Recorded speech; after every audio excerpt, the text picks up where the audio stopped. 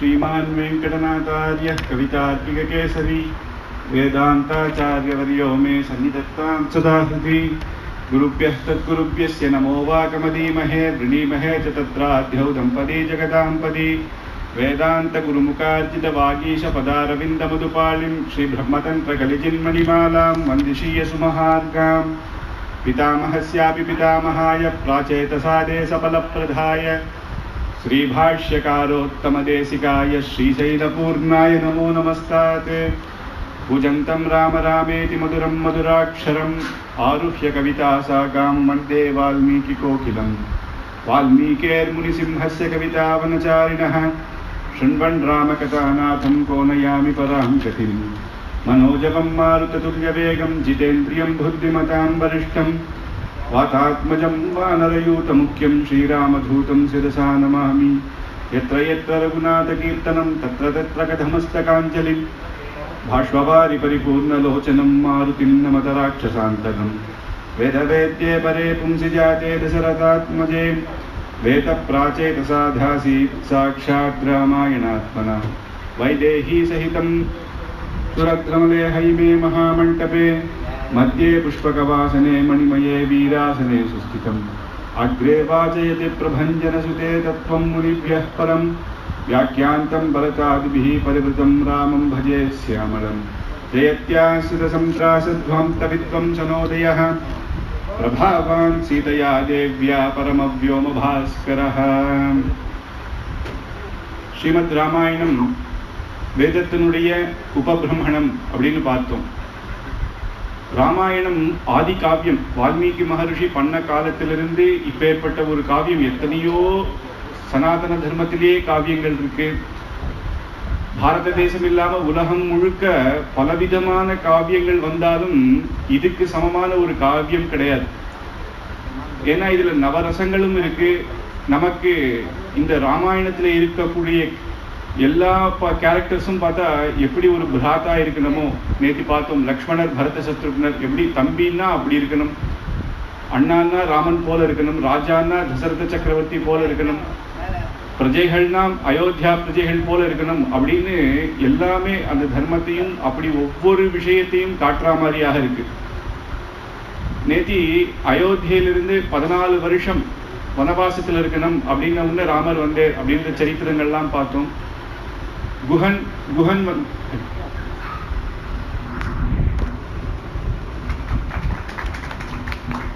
குஹன் வந்து கங்கா நதி தீரத்துல தாண்டி வந்து ராம லக்ஷ்மணர்களை அங்க விட்டுட்டு அவர் திரும்பி கிளம்புறாரு. பரத்வாஜ் ஆசிரமத்துக்கு போறதுக்கு முன்னாடி ஒரு இடத்துல லக்ஷ்மணர்கிட்ட ராமர் சொல்றாரு, லக்ஷ்மணா ஏதோ தர்மம் தர்மம் அப்படின்னு நானும் கிளம்பி வந்துட்டேன்.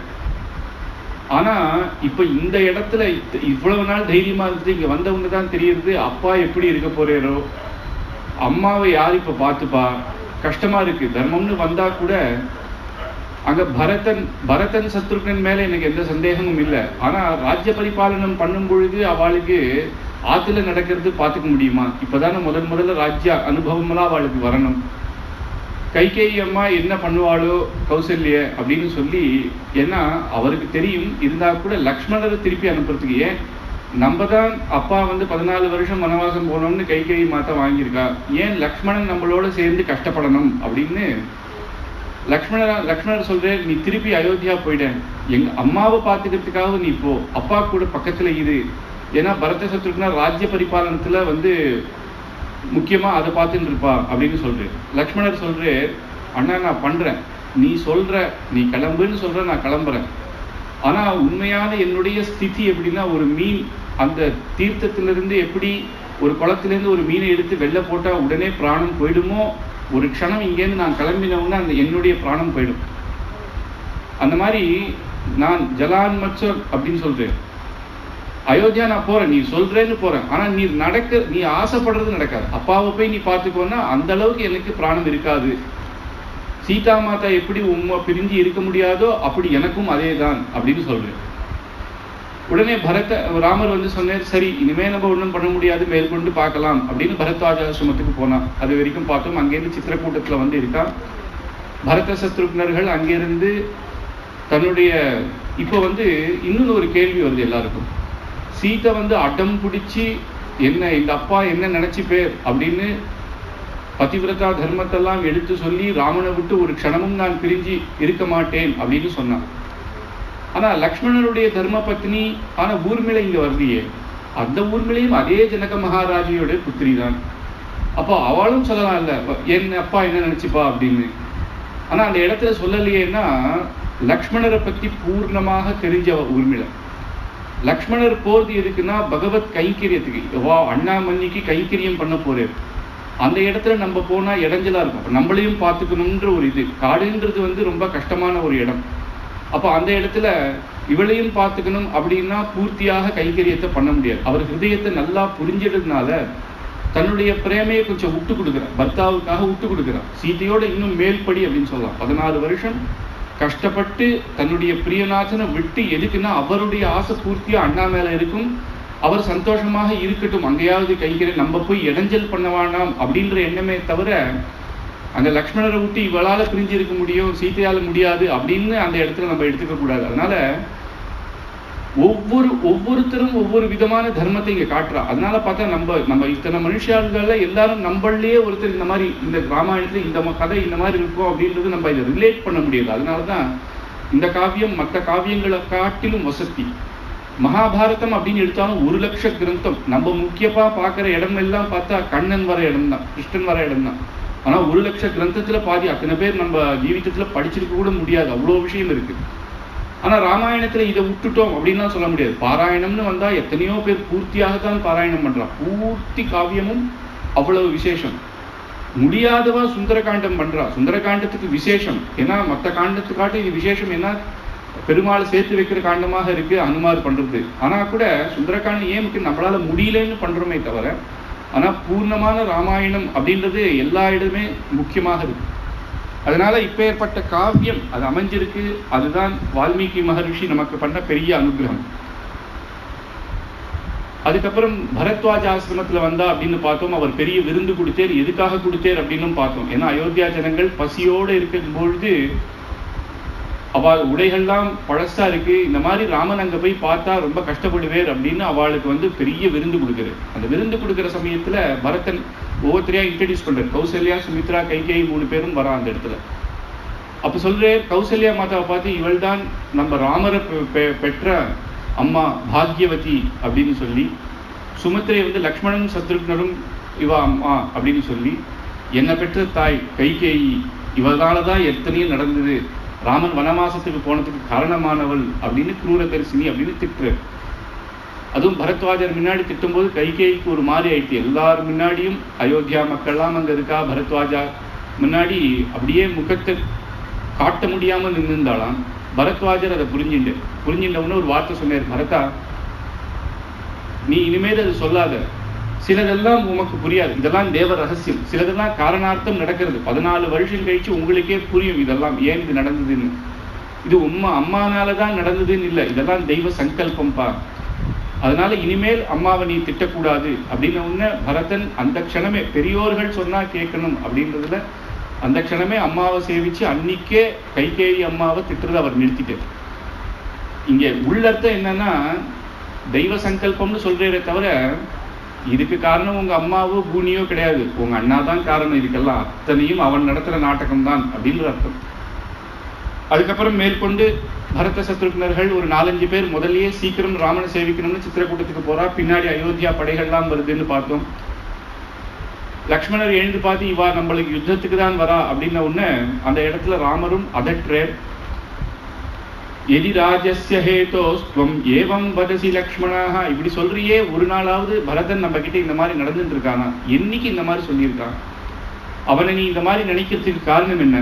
ராஜ்யமஸ்மை பிரதீயதாம், இப்ப நீ நினைச்சா, இப்ப நீ சொன்னா நீ காட்டுக்கு வா, லக்ஷ்மணனை ராஜ்யத்தை கொடுத்துருனா கொடுத்துடுறான் அப்படின்ன உடனே லக்ஷ்மணன் இல்லை அண்ணா நம்மளை பார்க்க தான் வந்தாலும் பரத சத்ருக்னர் நேரம் வந்து அந்த இடத்துல சித்திரக்கூட்டத்துல ராமன் பார்த்தா, ராமன் இந்த பக்கம் சீதை இருக்கா, லக்ஷ்மணன் அண்ணா நின்றுட்டு இருக்கேன். இதை பார்த்த உடனேயே ஓடி வந்து ஒரு குழந்தை ஓடி வரா மாதிரி வந்து நேர ராமரை பார்த்து நேரம் அப்படியே கீழே பூமியில வந்து விழுந்துட்டாரான், காலில் வந்து விழுந்துட்டாரு. ஜட்டிலம் சீரவாசன்னு பிராஞ்சலிம் பிரதிதம் புவி ததர்ஷ ராமோ துர்தர்ஷஹ யுகாந்தே பாஸ்கரம் யதா. சூரியனை போல இருக்கிற அண்ணாவை பார்த்து, இப்போ பரதனுக்கு ராமரை பார்த்த உடனே பெரிய அதிசயம் இல்லை. ஏன்னா முதல்லயே எல்லாரும் சொல்லிட்டா அண்ணா வந்து ஜட்டாச்சீரத்தோட மரபுரியோட இப்படிதான் இருந்தேன்னு. இப்ப ராமருக்கு தான் அதிசயம் பரதனை பார்த்த உடனே. பரத சத்ருக்னா இத்தனை நாய்க்கு ராஜ்யத்தை ஆண்டு ராஜாவா இங்க வந்து ஒருவேளை ராஜாவா வந்து என்கிட்டேருந்து ஆசீர்வாதம் வாங்க வந்திருக்கலாம் அப்படின்னு தான் நினைச்சிருந்தாரு. ஆனா இவா வருது பார்த்தா ராமலக்ஷ்மணர்கள் போல இவாளும் மரபுரியோட ஜட்டாச்சீரத்தோட இருக்கிறத பார்த்து அவருக்கு ஒண்ணுமே புரியல. எடுத்து பரதனை கட்டி பிடிச்ச உடனே கேட்கிறார், ஒரு முழு சர்க்கம், கஷ்டித் சர்க்கம் அப்படின்னு. தர்மத்தை நீ பண்ணியா? ராஜாவா இருக்கிறன்னா தர்மம் தானே. தினமும் தர்பாருக்கு வரியா, அங்க எல்லாரையும் விசாரம் பண்றியா, மந்திரிகளோட ஆலோசனை பண்றியா, இந்த தர்மங்கள்லாம் பண்றியா, ஜனங்கள் கிட்ட என்னென்ன கஷ்டம்னு கேட்கறியா, ராஜ தர்மங்கள், ஆபத் தர்மங்கள், இதெல்லாம் ஒவ்வொரு விஷயமாக ஒரு சர்க்கம் பூர்த்தி. அதுவே ஏன்னா எந்தெந்த இடத்துல எல்லாம் தர்மத்தை சொல்லணுமோ அந்த இடத்தை விடுறதே இல்லை வால்மீகி. இந்த மூலமாக அத்தனை தர்மத்தையும் எடுக்கிறார். ஏன்னா இவர் கேட்கிற இதெல்லாம் நீ பண்றியா அப்படின்னு கேட்கும் பொழுதே அதெல்லாம் தர்மம் அப்படின்றது நமக்கு புரியுது.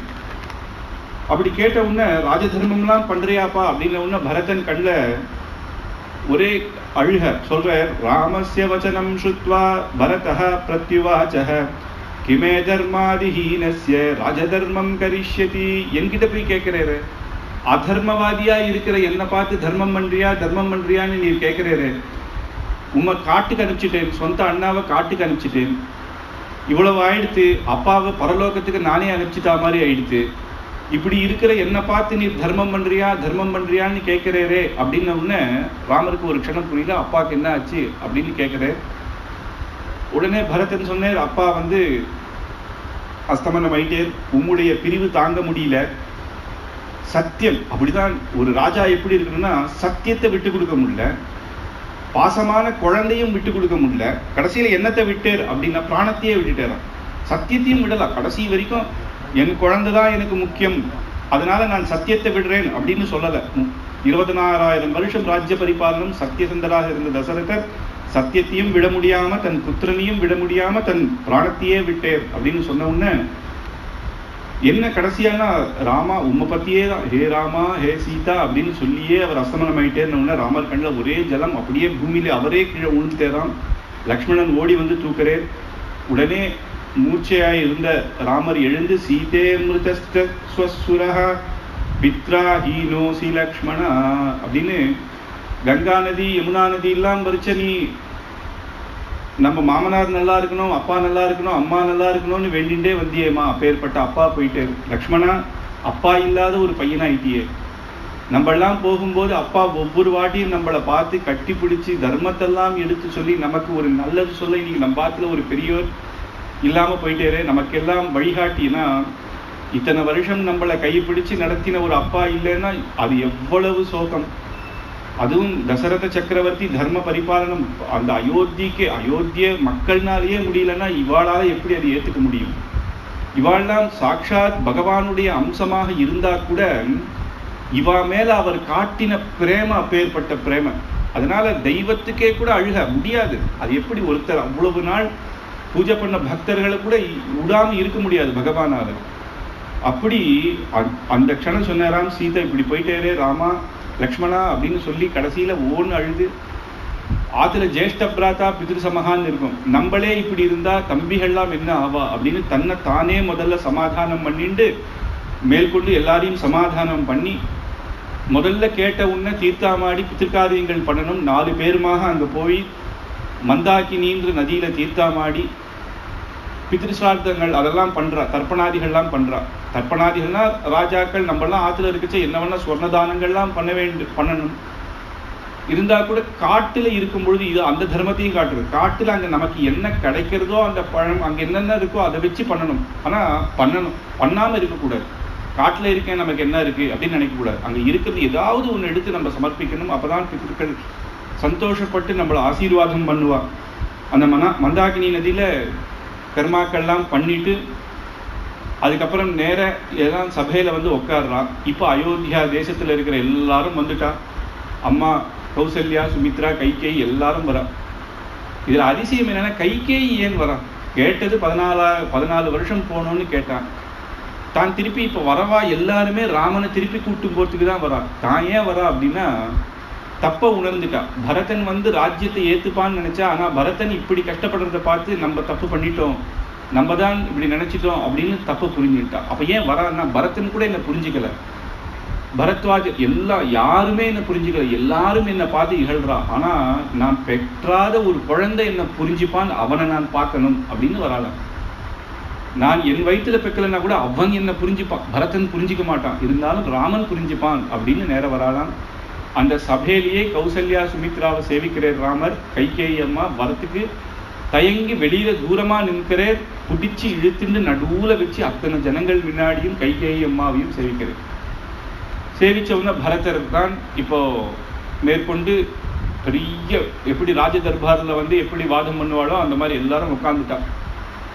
மக்களுக்கெல்லாம் இப்ப என்னன்னா, ராமர் சொல்றது இப்ப எப்பயுமே ராமர் சொன்னா பிரியமா இருக்கும். இப்ப இவாளுக்கு வந்து ராமர் இப்ப என்ன சொல்ல போறேன்னு அவளுக்கு தெரியும். இவர் காட்டுக்கு போறேன்னு அந்த சத்தியத்திலேயே தான் நிக்க போறேன்.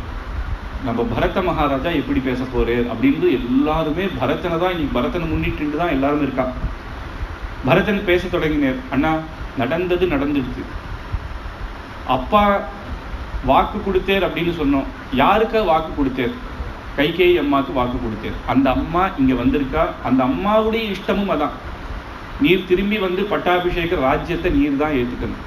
அதனால அப்பா ஸ்வர்க்கத்துக்கு போயிட்டார். இனிமேல் என்ன வாக்கு? அதனால நீர் வரணும், வந்து இந்த ராஜ்யத்தை ஏத்துக்கணும் அப்படின்னு ஒண்ணு. சரி, பரதனுக்கும் தர்மம் தெரிஞ்சவர், தர்மம் தெரியாதவர்லாம் கிடையாது. அதனால ராமர் வந்து நடுவுல குறுக்கிடல. சரி சொல்லுப்பா அப்படின்ற.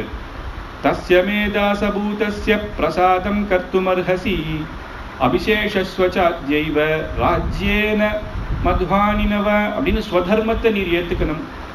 ஸ்வதர்மம்னா க்ஷத்ரியர்களுக்கு ராஜ்ய பரிபாலனம் பண்றது. அதுவும் இக்ஷ்வாகு குலத்துல நீர் ஜேஷ்ட குமாரர். எல்லா மக்களுக்கும் உம்ம ராஜாவாக்குறது தான் சம்மதம். இப்போ ஆசிரம தர்மம் அப்படின்னு எடுத்தா பிரம்மச்சரியம், கிரகஸ்தாசிரமம், வானப்பிரஸ்தம், சன்னியாச தர்மம். இதுல எது வசதினா கிரகஸ்தாசிரமம் தான் வசதி. ஏன்னா கிரகஸ்தாசிரமத்துல இருக்கிறவா தான் பிரம்மச்சாரிகளையும் ரட்சிக்கிறா. அப்புறம் இவாளையும் வானப்பிரஸ்தார்களுக்கும் இவாள் மூலமா தான் இருக்கு. சன்னியாசிகளுக்கும் பார்த்தா சன்னியாசிகளுக்கும் இவாதான் பிக்ஷை போடுறதுனால கிரகஸ்த தர்மம் வசதி. இவாதான் மற்ற ஆசிரமத்தை காப்பாத்துறான். அதே மாதிரி க்ஷத்ரிய தர்மம் தான் ரொம்ப முக்கியம். ஏன்னா அவாதான் அந்த தர்மத்தை நடத்தணும்னாலும் எல்லாரையும், இந்த பிரஜைகளை எல்லாத்தையும் ரட்சிக்கிறது அவாதான். தர்மப்படி பரிபாலனம் பண்ணி அதர்மத்தை எடுத்து சொல்லி அவளுக்கு தண்டனைகள் கொடுத்து நியத்தின்னு ஒண்ணு வச்சு பண்றது க்ஷத்ரிய தர்மம். அதனால இது ரெண்டுத்திலையுமே நீர் வந்து இப்ப கிரகஸ்தர், க்ஷத்ரிய தர்மம், இந்த ரெண்டு வசதியான தர்மத்தை விட்டுட்டு நான் காட்டுக்கு போறேன்னு சொல்றது எந்த தர்மமும் கிடையாது. நீர் வந்து இந்த ராஜ்யத்தை ஏத்துக்கணும் அப்படிங்கிற. உடனே ராமர் சொல்றே, தர்மம் சத்தியம் பித்ருவச்சன பாலனம்னா இருக்குப்பா. நம்மளுக்கு ஏத்த மாதிரி தர்மத்தை நம்மளே மாத்திக்க கூடாது. நாளைக்கு கேட்பா இல்லையா, ராமரா பெருசா போனேர், 2 நாள்ல திரும்பி வந்துட்டேர், கேட்டா அப்பா போயிட்டேர்னு சொல்லிட்டேர், இது ஒரு சாக்கா? மத்தவா சொல்றான்றத விடு ஒரு பக்கம், நமக்குன்னு ஒரு மனசாட்சி இல்லை. நமக்கு தகுந்த மாதிரி தர்மத்தை மாத்திக்க கூடாது. முதல்ல என்ன சொல்லுவான்னா, நீ ஏன் பண்ணல? முதல்ல சில பேர் என்ன பண்ணுவா, தர்மத்திலேருந்து கொஞ்சம் கொஞ்சமா விலகுவா. இப்போ சந்தியாவந்தனம் 6 மணிக்கு பண்ணணும்னா நம்ம சூரிய உதயம்னா கொஞ்சம் லேட்டா பண்ணுவான். கொஞ்ச நாள் அதுவே பழகிடும். ஏன்பா இந்த மாதிரி பண்ற அப்படின்னு கேட்டா, அவன் மட்டும் ஒழுங்கா பண்றானா, அவர் ஒழுங்கா பண்றாரா அப்படின்னு கொஞ்சம் கொஞ்சமா மாத்திப்பா. அப்ப இன்னும் தர்மத்தை பண்ற மாதிரி ஆயிடும். கொஞ்சம் கொஞ்சமா எவனுமே பண்ண, நான் இதாவது பண்றேனே, அப்படி கிடையாது. நம்ம நிக்கணும். அதுவும் ராஜாவா இருக்கிறவன் பிரஜைகள் என்ன நினைச்சுப்பா நாளைக்கு. அதனால நமக்கு ஏத்த மாதிரி தர்மங்களை மாத்திக்க கூடாது. இது நியாயம் கிடையாது. நீ என்னவோ அப்பா போயிட்டான்னு சொல்ற, அப்பா போயிட்டா, அவர் சொன்ன வாக்கு போயிட்டா, அது சத்தியம் தானே, சத்தியமான வாக்கு தானே. கொடுக்குறேன்னு கைகேயிக்கு சொன்னது கொடுத்தது தானே. திருப்பி வந்து இல்லை இல்லை வேணாம் வேணாம் நீ திரும்பி வந்துடுன்றது இது என்ன அர்த்தம்? அப்போ அது சம்மதமாகுமா?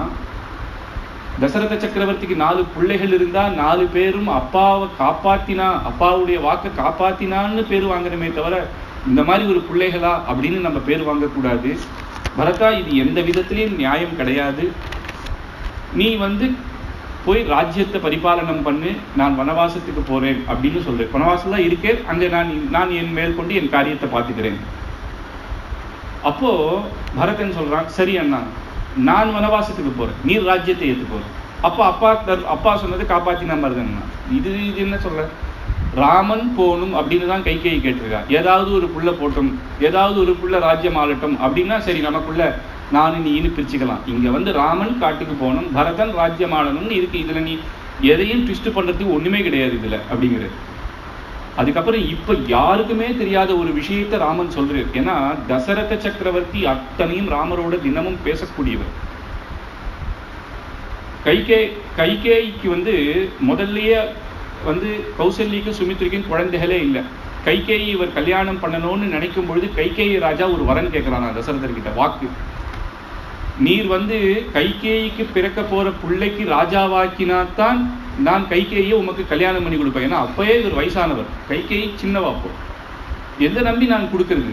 இவளுக்கு பிறக்க போற பையனை நீ ராஜாவாக்குறேன்னு சொல்லும் அப்படின்னா சரின்ட்டு. ஏன்னா எப்படி அவ 2 பேருக்கு குழந்தை இல்லை, இவளுக்கு வரப்போற குழந்தை தான் ராஜாவாக போறான் அப்படின்னு நினைச்சிட்டே அவர். கடைசியில 3 பேருக்குமே குழந்தை பிறக்கலன்னு ஒண்ணுதான் புத்திரகாமேஷ்டி யாகம் பண்ணா. அவரோட கஷ்டகாலம் பாருங்க. ராமன் அடுத்த நாள் பிறந்து பரதன் முன்னாள் பிறந்திருந்தா கூட அதை பண்ணியிருக்கலாம். ஆனா ராமன் முதல்ல பிறந்துட்டே அடுத்த நாள். இவாளுக்கு ஒன்றும் பெரிய வித்தியாசம் தான் கிடையாது, ஒரு நாள் வித்தியாசம் தான். ஆனா ராமன் ஜேஷ்ட. இப்ப என்னன்னா எப்பயுமே 2 தர்மம் 2 வாக்கு கொடுத்துட்டேன்னா அதுல வந்து சாமானிய தர்மம் விசேஷ தர்மம்னு இருக்கு. அதுல ஏதாவது ஒண்ணுதான் பரிபாலனம் பண்ணணும். இப்ப தசரதர் என்ன நினைக்கிறார் அப்படின்னா, ரகுவம்சத்துல இக்ஷ்வாகு வம்சத்துல ஜேஷ்ட புத்திரனுக்கு தான் பட்டம் கட்டணம் அப்படின்றது அவளுடைய பிரதான தர்மம்.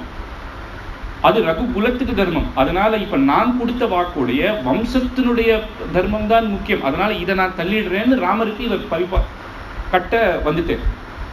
அது இல்லாம கைகேயி தேசத்திலிருந்து அவ எதுவும் சொல்ல மாட்டேன். ஏன்னா இவாள் 4 பேருடைய அந்யோன்யத்தை பார்த்து அவர் இனிமேல் வந்து கேட்க மாட்டேர் அப்படின்ற ஒரு தைரியமும் இருக்கு. ஆனா கைகேயிக்கு அது பிடிக்கலையா. எப்படி தன் பர்த்தாவை 2 சத்தியத்தையும் காப்பாற்றணும். பாத்தியா, இந்த வரன் எவ்வளவு கேட்டிருக்கா, இப்படி யோசிச்சு கேட்டிருப்பார். பெரிய பிள்ளைய ராஜா வாக்க போறேன், 14 வருஷம் பொறுத்துக்கோரும். அது வரைக்கும் பரதன் ஆக்கிட்டா கைகேயி ராஜாவுக்கு கொடுத்த சத்தியமும் சத்தியமாயிடுறது. உன் பையனையும் ராஜாவாக்கியாச்சு. 14 வருஷம் கழிச்சு ராமன் வந்தனா ஜேஷ்ட புத்திரனையும் நீ ராஜாவாக்கியாச்சு. அப்பாவனுடைய தன்னுடைய பர்த்தாவனுடைய 2 சத்தியத்தையும் காப்பாத்துறான். இதை சாதாரணமா கேட்டிருக்கலாமே.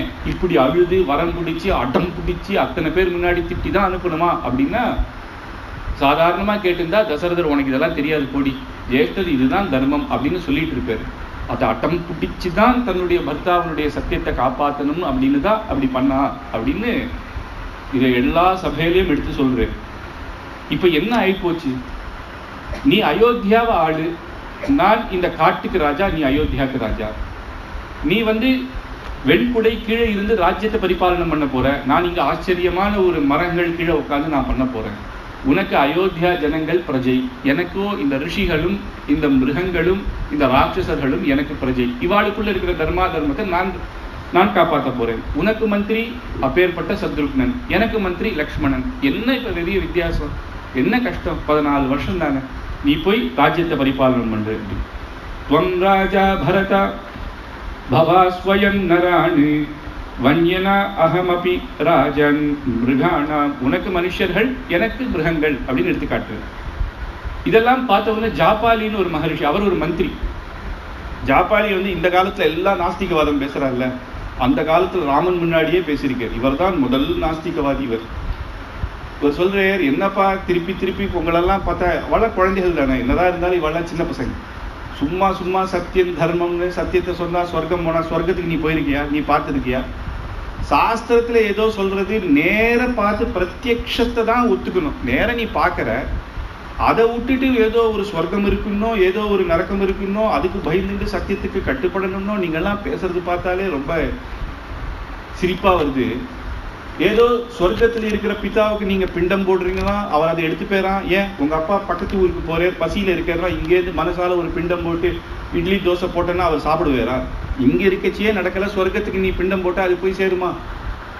இதெல்லாம் விளையாட்டு, இதெல்லாம் சாஸ்திரத்தை தான் நீ நேர பார்க்காதப்பா. பிரத்யக்ஷமா நீ என்னத்தை பார்க்கறியோ அதுதான் சத்தியம். இருக்கிற ஒரு வாழ்க்கையை சந்தோஷமா வாழறத விட்டுட்டு ஏதோ தர்மம்னு ஏதோ பேசிட்டு கஷ்டப்பட்டு உங்களுக்குள்ள 4 பேர் அண்ணா தம்பி, உங்களுக்கு என்ன இதுல என்ன தர்மம்? நான் நல்லா ஒழுங்கா வந்து ஆளலாமே அப்படின்னு ஜாபாலி சொன்னவங்க ராமனுக்கு கோபம் வந்துட்டான். சுவாமி, உம்மை எப்படி அப்பா வந்து மந்திரியா வச்சுட்டேன்னு எனக்கு இப்ப புரியல. எப்படி நீர் இந்த வார்த்தை சொல்லலாம்? இந்த தர்மமோ இந்த சாஸ்திரமோ ஸ்வர்க்கத்துக்கு போறதுக்கோ நரக்கத்துக்கு போறதுக்கோ இல்லை, இந்த பூமியில நல்லா வாழணும்னு தான் சாஸ்திரமே. ஏன்னா ஒரு குழந்தை படிக்கணும் அப்படின்னா அப்பா அம்மா என்ன சொல்றாங்கன்னா, சைக்கிள் வாங்கி தரேன்டா, 10th கிளாஸ்ல இருந்து நீ உனக்கு ஸ்கூட்டர் வாங்கி தரேன், போன் வாங்கி தரேன், 90% மார்க் வாங்குன்னா ஸ்கூட்டருக்காக சைக்கிளுக்காக அம்மா சொல்லலை, அது பலன். அப்படியாவது அவன் படிப்பானேன்னு. உண்மையிலேயே என்ன அம்மாவுடைய எண்ணம்னா நல்லா படிச்சு நல்லா வரணும்ன்றது. அப்ப இந்த தர்மமும் இது சொல்றது சொர்க்கத்தை கொடுக்கும் வைகுண்டத்தை கொடுக்கும், அதெல்லாம் இருக்கட்டும்.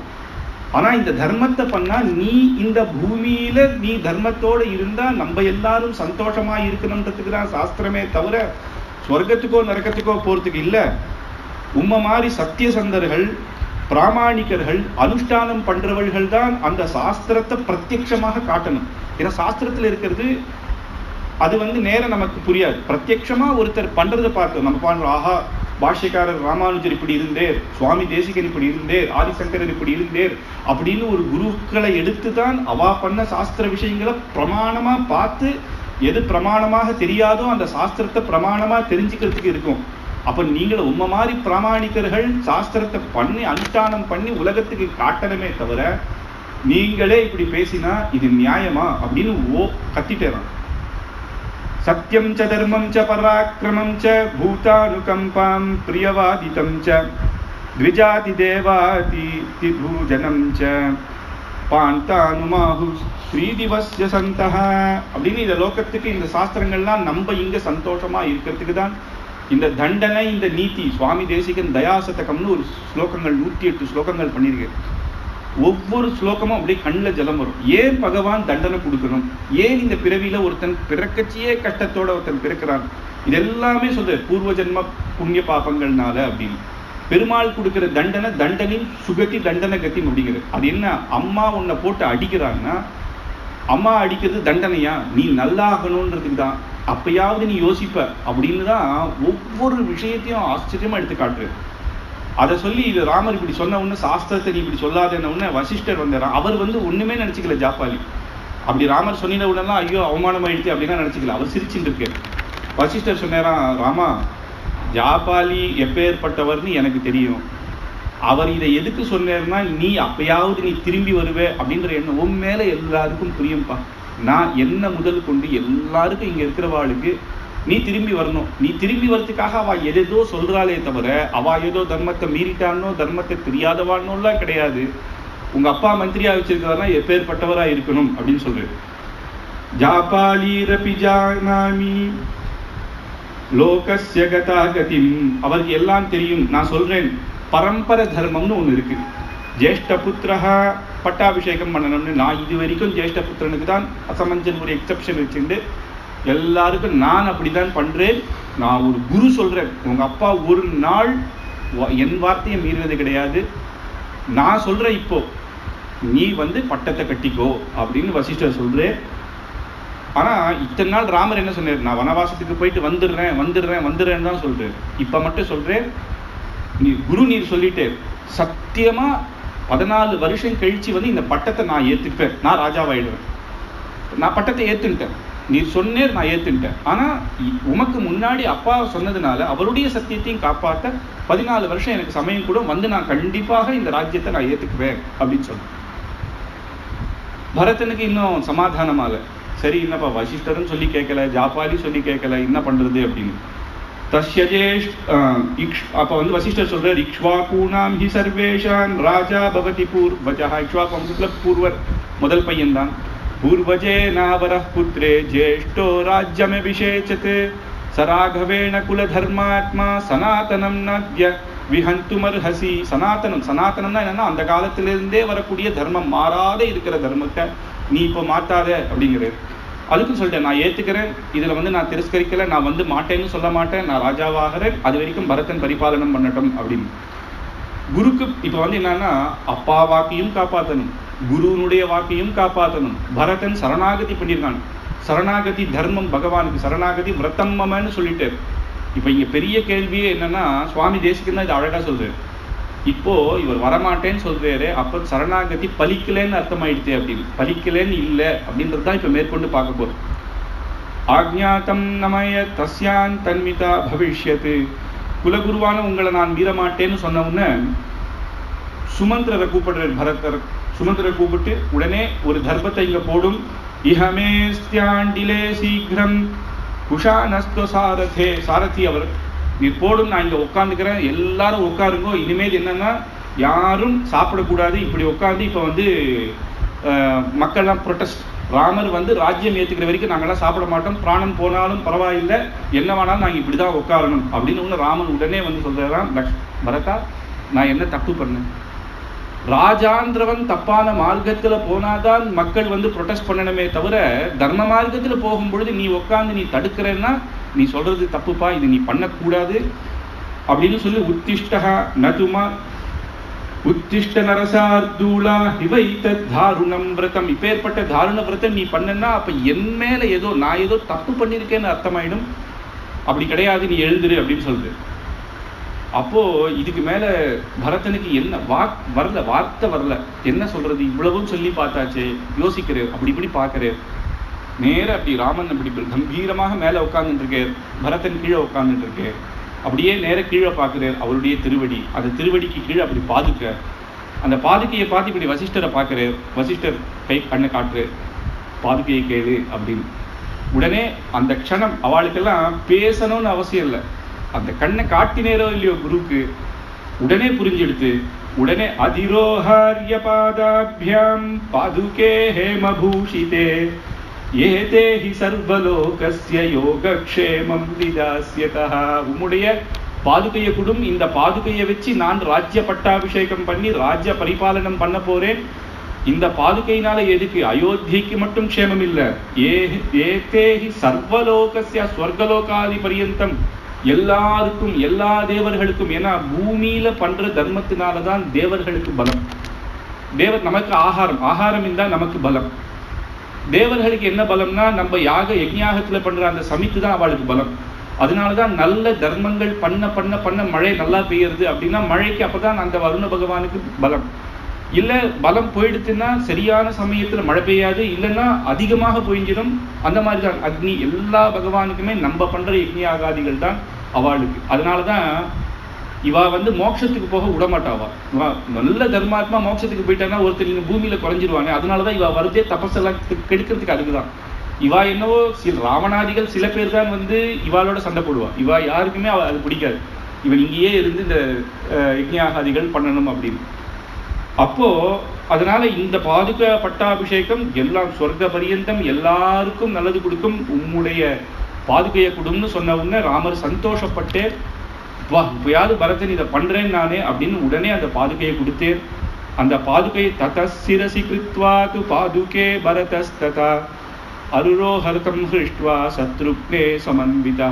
அந்த பாதுகையை உடனே எடுத்து தன்னுடைய திருமுடியில வச்சுட்டு அங்கே உடனே அப்படியே அண்ணாவை சேவிச்சு அண்ணா மண்ணிய 2 பேரையும் பிரதட்சணம் பண்ணி லக்ஷ்மணன் ஆலிங்கனம் பண்ணி நான் பாதுகா பட்டாபிஷேகம் பண்ணி ராஜ்ய பரிபாலனம் பண்ண போறேன்னு கிளம்புறேன். இப்போ சுவாமி தேசிகன் இதெல்லாம் விஸ்தாரமாக சொல்றாரு. இவன் வந்து முதல்ல சரணாகதி கேட்டது ராமனை திருப்பி வரணும் அப்படின்னு, ஆனா இவர் கொடுத்ததோ பாதுகை. இப்போ சரணாகதி சஃலமாச்சா இல்லையா? எப்பயுமே ராமனை கூப்பிடும் பொழுது தனக்கு சமானமான ஒரு விஷயத்தை கொடுத்தாதான் அது கொடுத்தா மாதிரி. தனக்கு சமானமா இல்லாத ஏதோ ஒரு சின்ன வஸ்துவை கொடுத்தா அது வந்து ஒத்துக்க முடியாது. இப்போ ஒரு கடைக்கு போறேன், 1 லட்சம் ரூபாய்க்கு ஒரு நகை நான் வாங்கினோன்னு நான் பார்க்குறேன், கார்டு கொண்டு வரல. சார் இதை கொடுத்துருங்க, நான் வந்து துட்டு கொடுத்துட்றேன்னா ஒத்துப்பாளா? எப்படி ஒத்துப்பான்? சரி சார் நான் என்னோட பேனா வச்சுட்டு போகிறேன் அப்படின்னா, பேனா இது 10 ரூபா பேனா 1 லட்சம் ரூபாய் என்ன கேரண்டி அப்படின்னா, சார் என் ஆஃபீஸில் லேப்டாப் இருக்குது சார், 2 ஃபோன் இருக்குது சார், இதை நான் வச்சுட்டு போகிறேன். சரி இது 1 லட்சம் ரூபாய்க்கு அதுக்கு சமமான வேல்யூவோ அதுக்கு மேல இருக்கிறதோ வச்சுட்டு போனா அவன் சரி நீ போய் எடுத்துட்டு வா அப்படின்னுவான். அந்த மாதிரி இப்ப பரதர் பாதுகையை கொடுத்த உடனே திருப்பி போறேரே அப்படின்னா பாதுகை பகவானுக்கு சமம் இல்ல பகவானோட வசதி. அது பாகவதனாக இருக்கிற பரதனுக்கு அது புரியுது. அப்ப பாதுகையினுடைய பெருமை புரியுது. ஏன்னா பகவான் திருவடியிலேயே எப்பயுமே இருக்கு.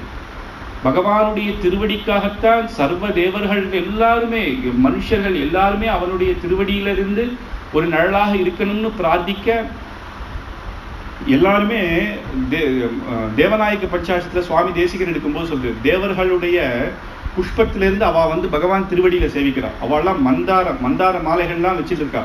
அதுல இருக்கிற தேன்லாம் ஸ்னிக்தைகின்னு பகவானுடைய திருவடியில விழுறான்.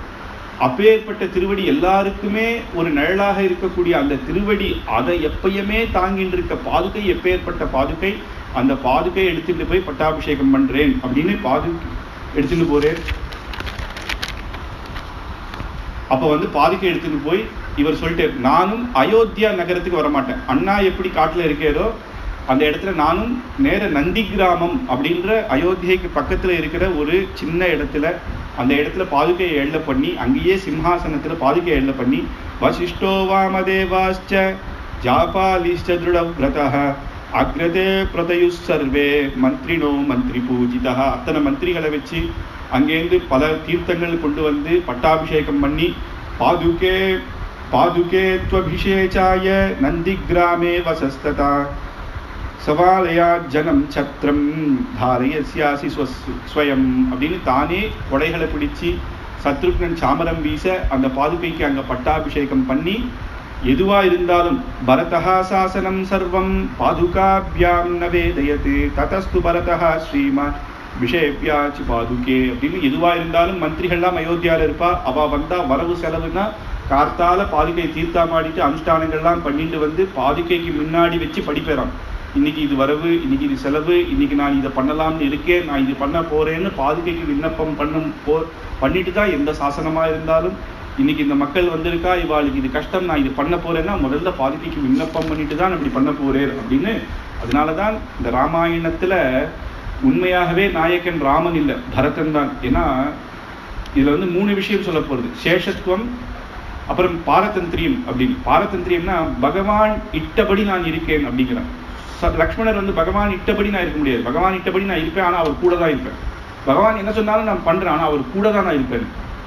ஆனா 4 பேருமே காட்டுக்கு போயிட்டு அப்ப மக்கள் என்ன ஆவா அப்படின்றது நம்ம பார்க்கணும். மக்கள் இல்ல. இப்ப ராமருடைய திருவுள்ளம் என்னன்னா, மக்கள் ஜனங்கள் ரொம்ப முக்கியம். தசரத சக்கரவர்த்திக்கு போன பின்னா அது பெரிய கஷ்டம் வந்துடக்கூடாது, யாரோ ஒருத்தர் பார்த்துட்டு இருக்கணும், பரதா நீ பார்த்துக்கோன்னு அந்த ஆக்னியை உடனே ஏற்றுண்டு இது பகவத் சங்கல்பம், பகவத் கைங்கரியமாக பண்றதே தவிர அவருக்கு உண்மையிலேயே அந்த ராஜ்யத்திலேயோ அதுல பிரீத்தி இல்லை. அதனாலதான் பார்த்தா அவர் கடைசி 14 வருஷமும் ராமன் எப்படி இருந்தேரோ அதே காய் கிழங்குகள் தான் சாப்பிட்டு ஒரு நாளும் நகரவாசம் இல்லாத எப்படி அவரும் ஒரு பிரம்மச்சாரி விரதமாவே இருந்தார். ஜட்டாச்சீரனாக மரபுரியோட இப்படி ராஜ்யத்தை கையில கொடுத்து இப்படி இருப்பாளா அப்படின்னு. இப்போ அப்பாவுடைய வாக்கு காப்பாத்தியாச்சு, எல்லா புத்திரர்களும் சேர்ந்து காப்பாத்திட்டா 2 வாக்கும். இப்போ வசிஷ்டர் சொன்ன வாக்கும் காப்பாத்தியாச்சு, எல்லாமே காப்பாத்தியாச்சு. ஆனா ஒன்னே ஒண்ணு இருக்கு. கைகேயி மாதா என்ன சொன்னா, பரதன் ராஜாவாகணும் அப்படின்னா. ஆனா ராஜாவாதியே அவனை அந்த கிரீட்டத்தை தரிச்சு பார்க்கணும்னு ஆசைப்பட்டான். ஆனா இவர் ஜட்டாதரத்தோட தானே இருக்கே. அப்படிங்கும் பொழுதுதான் சுவாமி தேசிகன் சொல்றார், மாதஸ்துவயைவ மணிமௌலி விசேஷ லக்ஷ்மி. அந்த இருக்கட்டும், அந்த கிரீட்டம் பூலோகத்துல இருக்கிறது, என்னைக்கா இருந்தாலும் அது அழியக்கூடியது, அழியாத ஒரு அற்புதமான கிரீட்டத்தை பாதுகையை தன்னுடைய சிரசுல வச்சிருந்தானே, அதுக்கு பேர் இது இல்லை. அதனால கைகேயினுடைய அந்த ஆசையும் பூர்த்தி ஆயிடுச்சு இதுல அப்படின்னு எடுத்து சொல்லுது. அகட்டித கட்டிதா சாமர்த்தியம் அப்படின்னு ஒண்ணு இருக்கு. அகட்டித கட்டினா சாமர்த்தியம்னா சேராத 2 விஷயத்தை சேர்த்து வைக்கும். இது 2 சேராது, 2 பார்ட்டி இருக்கான்னு இவா சேரவே மாட்டா அப்படின்னா அதை சேர்த்து வைக்கிற ஒரு விஷயம் இருக்கு. அந்த மாதிரி எது சேராத விஷயம்னா பகவானுடைய திருவடியும் நம்மளுடைய திருமுடியும் சேராத. கோவில்கள்லாம் பார்த்தா எல்லாருனாலையும் போய் பூஜை பண்ண முடியாது, நம்ம போய் திருவடி தொட்டு சேவை பண்ண முடியாது. ஆனா என்ன பண்றான்னா அந்த பாதுகை, அந்த சட்டாரி அப்படின்ற எடுத்து நம்ம சிரசுல வைக்கிறான். அந்த பாதுகை தான் பகவானுடைய திருவடியும் நம்மளுடைய திருமுடியும் சேர்த்து வைக்கிறது. அதனால இதுக்கு அந்த சாமர்த்தியம், அப்பேற்பட்ட சாமர்த்தியம் இருக்கு அப்படின்னு. பாதுகா சகசிரம் அப்படின்னு பண்றது. எத்தனையோ காவியங்கள் இருக்கு, ரகுவம்சங்கள் சரித்திரம் இருக்கு, ராமாயணமே இருக்கு. ஆனா திலீபன், அப்புறம் தசரதருக்கு அப்புறம் ராமன் இல்லை, தசரதருக்கு அப்புறம் 14 வருஷம் பாதுகை, அதுக்கப்புறம் தான் ராமர். எந்த ரகுவம்சத்திலையும் இந்த சரித்திரத்தை சொல்லலை. ராமாயணத்திலையும் இப்போ அவ்வளவுதான், இதோட முடிஞ்சிருச்சு. 14 வருஷம் கழிச்சு ராமன் திருப்பி வரையர் அப்படின்னு முடிச்சுட்டு வால்மீகி. இந்த 14 வருஷம் ராஜ்யம் எப்படி இருந்தது, பாதுகானுடைய மகிமை எப்படி இருந்தது, அயோத்தியா மக்கள் எப்படி இருந்தான்றது சொல்லலை. ஏன்னா அந்த சங்கல்பம், தெய்வ சங்கல்பம் என்னன்னா, சுவாமி வேதாந்த தேசிகர் அப்படின்றவர் சாட்சாத் திருவேங்கடமுடியானுடைய கண்டா அவதாரமாக வந்தவர், அவர் சொல்லணும் அப்படின்னு பாதுகா சஹஸ்ரம்னு பண்றாரு. ஸ்ரீரங்கத்துல ரங்கநாதனுக்கு பாதுகா சஹஸ்ரம், பாதுகைக்கு 1000 ஸ்லோகம், ஒரு ராத்திரி 3 மணி நேரத்துல, ஒரு ராத்திரி முடியத்துக்குள்ளேயும் அந்த சஹஸ்ரம் 1008 எடுத்து பண்றாரு. அதுல பூர்த்தியா வெறும் பாதுகையை பத்தி 1008 ஸ்லோகம், அதுல 200 ஸ்லோகம் என்னன்னா பரதன் காமிச்ச பாதுகா பட்டாபிஷேகத்தையும் அந்த அயோத்தியா ராஜ்யத்தையும் அதை எடுத்து அபிஷேக பத்ததி அப்படின்னு எடுத்து ஆச்சரியமாக காட்டு.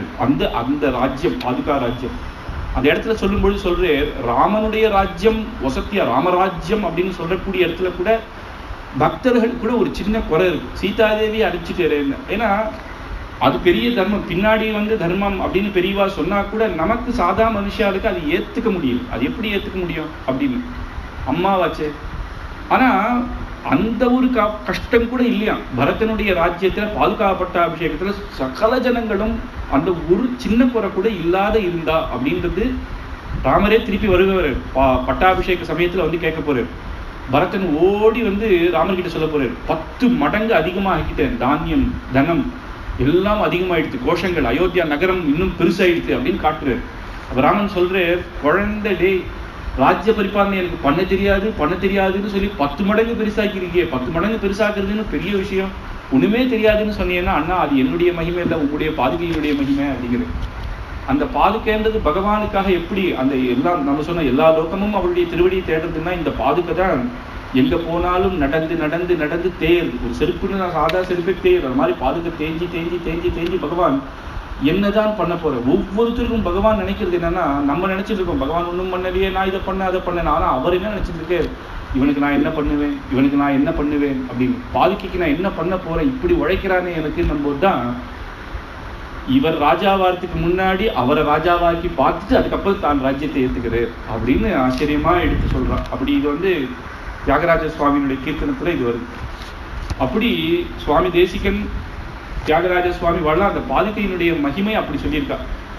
அதுக்கப்புறம் ரொம்ப சந்தோஷமா போய் அங்க பரதன் ஆனா திரும்பி கிளம்பச்ச ஒரு சொல்லிட்டு போற ஒரு வார்த்தை, 14 வருஷத்துல ஒரு நிமிஷம் கூட நான் பார்க்க மாட்டேன், அதுக்கு மேல நீர் சொன்னேன்றதுக்காக தான் இந்த 14 வருஷம் பாதுகா ராஜ்யம் பண்ண போறேன், நீர் வரல அயோத்தியாவுக்கு திரும்பி ஒரு நிமிஷம் தாமதமானா கூட நான் பிராணத்தியாகம் பண்ணிடுவேன் அப்படி. பகவத பாரதந்திரியம் எப்படின்னு நம்ம பார்த்தோம். சத்ருக்னனை பார்க்கணும் இந்த இடத்துல. நீங்க என்னவோ பண்ணிக்கோங்கப்பா, ராம லக்ஷ்மணர் பரதர் சரி, எனக்கு ராஜ்யத்தை கொடுத்துரும் சந்தோஷமா, நீங்க என்னவோ பண்ணிக்கோங்கன்னு விட்டல. சத்ருக்னன் நிக்கிற ஒரு இடத்துலயும் பேசல. பரதன் அங்க நான் 14 வருஷம் கழிச்சு ஒரு க்ஷணமும் இருக்க மாட்டேன் பண்ணுவேன்னா சத்ருக்னனோட சேர்ந்து பண்ணுவேன்னு தான் அந்த இடத்துல அர்த்தம். சத்ருக்னன் என்னப்பா நீ பாட்டு என்ன கேட்காம நீ பாட்டுக்கு பண்றியே சொல்லலை. ஏன்னா சொல்லாம இருந்தாதான் அவர் கவலையாம், அண்ணா என்ன சேர்த்துக்கலையே அப்படின்னு கவலைப்படுவார். அந்த ராமருக்கு இவர் பண்ற கைங்கரியத்தை பார்த்து பக்கத்துல இருந்து பாகவத கைங்கரியம், அதனாலதான் சுவாமி நம்மாழ்வாருக்கு மதுர கவிகள் அப்படின்னு ஒரு சிஷ்யர் இருந்தார். எல்லா ஆழ்வாருமே பகவானை பத்தி 4000 திவ்ய பிரபந்தத்துல எல்லாம் பகவானுடைய பாசுரம் தான். ஆனா இந்த மதுரகவி மட்டும் என்ன பண்றேன்னா, வேறொன்றும் நான் அறியேன், வேற எனக்கு வானா பெருமாள்லாம் எனக்கு தெரியாது, வேதம் தமிழ் செய்த மாறன் சடகோபனன் அருளையே மேவினேன் அவன் பண்ணுவேன், எங்க ஆச்சாரியனால தான் எனக்கு பெருமாள் தெரிஞ்சது, இவரை தான் நான் பாடுவேன், இவரை தவிர நான் வேற யார் பகவான் கூட நான் பாட மாட்டேன்னு இருந்தேன். அது பாகவதர்களுக்கு பாகவத கைங்கரியம் அது இன்னும் வசதி. ஸ்ரீ வைஷ்ணவ சம்பிரதாயத்தில் சொல்லுவா, பகவத் கைங்கரியத்தை விட பாகவதர்களுடைய கைங்கரியம் இன்னும் வசதி, அதுதான் பகவானுக்கு பிடிக்கும் அப்படின்னு, அது பகவான் இன்னும் சந்தோஷப்படுவான் அப்படின்னு சத்ருக்னன். அந்த மாதிரி அப்பேற்பட்ட சத்ருக்னனுடைய மகிமையும் அண்ணா தம்பிகள்லயே இதுலயே 3 பேர் 3 விதமா, அது எல்லாமே தர்மம். இதுல இவா வசதி அவா வசத்தின்னு உபன்யாசக்கா நமக்குன்னு ஒண்ணு பிடிக்கும் இல்லையா, நம்மளுடைய ரசத்தை வச்சு நம்ம சொல்லுவோம். இப்ப எனக்கு பாகவதத்தை சத்ருக்னன் தான் பெருசுன்னு நான் சொல்லுவேன், எனக்கு பகவத் கைங்கரியத்தில் ஆசை இருந்ததுன்னா பரதன் பெருசு, அது அவாவாளுடைய சொல்றா. அது நகினிந்தா நியாயம்னு சொல்லுவாங்க. நகினிந்தா நியாயம்னா ஒருத்தர் வசத்தியா சொல்றதுனால அடுத்தவாளை தாழ்த்துறான்னு அர்த்தம் இல்லை. இவரை வசத்தியா சொல்ல அவளை கொஞ்சம் குறைக்கிறாளே தவிர அவளுடைய எண்ணம் மற்றவாளை குறைக்கணும்னு இல்லை. ஆனா இங்க 3 தம்பிகளுமே அப்படி வசத்தியானவர்கள் தான் அப்படின்றது தான் ராமனுக்கு ஏற்ற தம்பிகள் அப்படின்றது நிர்ணயமா இருக்கு. இப்படி அயோத்தியா காண்டம் முடிஞ்சு நேர இவா வந்து பார்க்கறா, சித்திரக்கூட்டத்திலே இனிமேல் இருக்கக்கூடாது. ஏன்னா அயோத்தியா மக்களுக்கு தெரிஞ்சு போச்சு. திடீர்னு ஒருத்தர் என்ன பண்ணுவார், எனக்கு வந்து பிறந்த நாள் அப்படின்னு திரும்பி என்னை பார்க்க வருவான். தினம் தினம் வர ஆரம்பிச்சுட்டான்னு வச்சுக்கோங்களேன், உடனே வண்டி போட்டுருவா, உடனே ஒரு காஃபி ஷாப் வந்துடும், பாதி பேர் இங்கே வந்து நின்றுடுவா. இதெல்லாம் இங்கேருந்து நம்ம கிளம்பிடணும் அப்படின்னு போனேன். கொஞ்சம் கொஞ்சமாக போறேன். முதல்ல அத்ரி மகர்ஷியினுடைய ஆசிரமத்துக்கு போறேன். அத்ரி மகர்ஷி மகா பெரியவர், வயசானவர், விருத்தர். அவருடைய தர்மபத்னி வந்து அனசூயை அப்படின்னு மகா பதிவிரத்தை, வயசான அம்மா. சீதாராமர்னா அவ்வளவு ஆசை. அப்போ போய் அத்ரி மகர்ஷியை 2 பேருமா சேவிக்கிறான். உடனே அத்ரி மகர்ஷியே சொல்றாரு, சீதாதேவியை போய் நீ உள்ள போய் அனசூயை சேவி அப்படிங்கிறது. அனசூயை அப்பேற்பட்ட பதிவிரத்தை, மகா தபஸ்வினி, அதனால அவளுடைய அனுகிரகத்தை பெற்றுக்கோ அப்படின்றது. அப்ப நேர போய் சீதாதேவி போய் சேவிக்கிறார். அனசூயா மகாபாகா தபஸ்வி தர்மச்சாரிணி பிரதிகிருஹின் விஸ்வ வைதேகி அப்ரவீத் விஷந்தமம் அப்படின்னு அனசூயை பேர் சேவிக்கிறார். அனசூயை சொல்றா, நாங்கள்லாம் காட்டுல எங்களுடைய பர்த்தாக்களோட இருக்கோம்னா அது வேற, எங்களுக்கெல்லாம் வயசாயிடுத்து, நாங்கள்லாம் தபஸ்வி. ஒரு ராஜபத்னியாக இருந்துட்டு, அதுவும் உனக்கு வந்து இந்த காட்டுக்கு வர வயசும் கிடையாது. ஏன்னா க்ஷத்ரிய, அதுக்கப்புறம் வந்து அவெல்லாம் வந்து வானப்பிரஸ்தம்னு பண்ணுவா. அப்ப எப்ப பண்ணுவான்னா வயசான காலத்துல தான் பண்ணுவா. அந்த வயசும் கிடையாது. பர்த்தா வரேன்னு சொன்ன விட்டு கொடுக்காம நீ வந்தியே, உன்னுடைய பெருமையே பெருமை அப்படின்னு அனுசூயை சொல்றாளாம். த்யக்த்வா ஜ்ஞாதி ஜானம் சீதே மானமிருத்தி சமானினி அவருத்தம் வனே ராமம் திருஷ்டியா த்வம் அனுகச்சசி அப்படின்னு ராமனோடையே நீ இருப்பேன்னு வந்தியே, நீ ரொம்ப சந்தோஷம், எனக்கு உன்ன மாதிரி ஒரு பெண்ணை பார்க்கவே முடியாதுன்னு சொன்னோட சீத்தை அப்படியே திருப்பி விட்டாங்க. இதுல என்ன இருக்கு, நீ என்ன பெருமையா சொல்ற, எங்க ஆத்துக்காருடைய குணத்தை பார்த்து மக்கள் எல்லாமே வந்துட்டா, அயோத்தியில பாதி தூரத்துல வந்துட்டா, பரதன் லக்ஷ்மணர் எல்லாம் அழுதுண்டு வரா, சொந்த தர்மபத்னி நான் வரலன்னா எனக்கு தான் அது அவமானம், அது என்னுடைய பெருமை கிடையாது, ராமருடைய குணம் அப்படி, அவருடைய குணத்துக்கா அப்படின்னு இன்னும் சந்தோஷப்படுறாங்க. அது ஒரு பதிவிரத்திக்கு அழகு என்னன்னா, தன்னுடைய பர்த்தாவையே பெருமையா வச்சு உள்ள இருக்கிற அந்த இதுன்னு சொல்லி ரொம்ப சந்தோஷப்படுறான். அதுக்கப்புறம் இது வந்து கிருஷ்ண பகவானே சொல்லு, துස්සீலஹா ரோகி மூர்கஹா ஜடஹா அப்படின்னு, துස්සீலஹா துர்பாகஹா விருத்தஹா ஜடஹா ரோகிஹி அதனே பிவா அப்படின்னு லோகேஸ்வபி அபக்தி பகவான் சொல்லும் பொழுது, சில தர்மபத்திகள்லாம் தன் பர்த்தா ரோகியானா கூட விடாம விட்டாம போறா. விருத்தர்கள் வயசாயிடுச்சுட்டு உடல ஜடமாயிட்டா, அடிக்கிறா, ஆனாலும் விடாம இருக்கா, ஆனாலும் அவளை திருத்த தான் பார்க்கறா. அப்பேற்பட்ட பெண்கள்லாம் இருக்கும் பொழுது இப்பேற்பட்ட குணவான பக்கத்துல வச்சுன்னு நான் வரலன்றது எனக்கு வந்து பெரிய விஷயமே கிடையாது அப்படின்றத எடுத்து சிரித்த சொல்றான். ரொம்ப சந்தோஷப்பட்டா, சொல்ற எனக்கு உன்னுடைய கல்யாணத்தை வந்து பார்க்கணும்னு ஒரே ஆசை. ஆனா அத்ரி மகர்ஷி எங்க கேட்கிறேன், ஆஷிண்டு போனா இதெல்லாம் வேணாம்பா, ஜனகபுரி ரொம்ப தூரம், நம்மளாலெல்லாம் முடியாது, எங்க ஆகாரம் பார்த்துக்கணும், வண்டி எடுத்துட்டு போகணும், வேணான்னே சொல்லிடுறேன். நீங்க கூட வனவாசத்துக்கு வந்திருக்கான்னு கேள்விப்பட்டேன், அதுக்கு கூட ஆஷி போனா கூட இல்லை அவளே வருவா, நீ கவலைப்படாதேன்னு சொல்றேன். நான் உன் கல்யாணத்தை பார்க்கவே இல்லையே, உன் கல்யாண விஷயம் எப்படி நடந்தது சொல்ல அப்படிங்கிறது. இந்த இடத்துல சீதா கல்யாணம் திரும்பி சீதையே சொல்லக்கூடிய ஒரு கல்யாணம். அங்க கூட தசரதர் சீதை எப்படி அவதாரம் பண்ணான்றதெல்லாம் வால்மீகி மகர்ஷி சொல்லலை. இங்க வந்து சீதை முதல்லேருந்து ஆரம்பிக்கிறாளாம். ஜனகனுக்கு நான் எப்படி பூமியில கிடைச்சேன் அப்படின்னு, யஜ்ஞ பூமியில யஜ்ஞம் பண்றதுக்கு யஜ்ஞங்கள் அந்த இது பண்ணும் பொழுது தோண்டும் பொழுது அதுல ஒரு பெட்டியில கிடைச்சாலாம். அப்படி ஜனக மகாராஜா எப்பேற்பட்ட தர்மாத்மா அப்படின்னு அவரை பத்தி ஆரம்பிச்சு, மிதிலாதிபதி வீரோ ஜனகோ நாம தர்மவித் அகம் கில்யோ இத்வா பித்வா ஜகிதம் நிருபதி சுதா. அப்பேற்பட்ட ஜனக மகாராஜனுக்கு நான் பெண்ணு, என்னை எடுத்து பார்த்த உடனே அசரீர வாக்கு கேட்டது, இவளை உன்னுடைய பெண்ணாகவே நினைச்சு வள அப்படின்னு.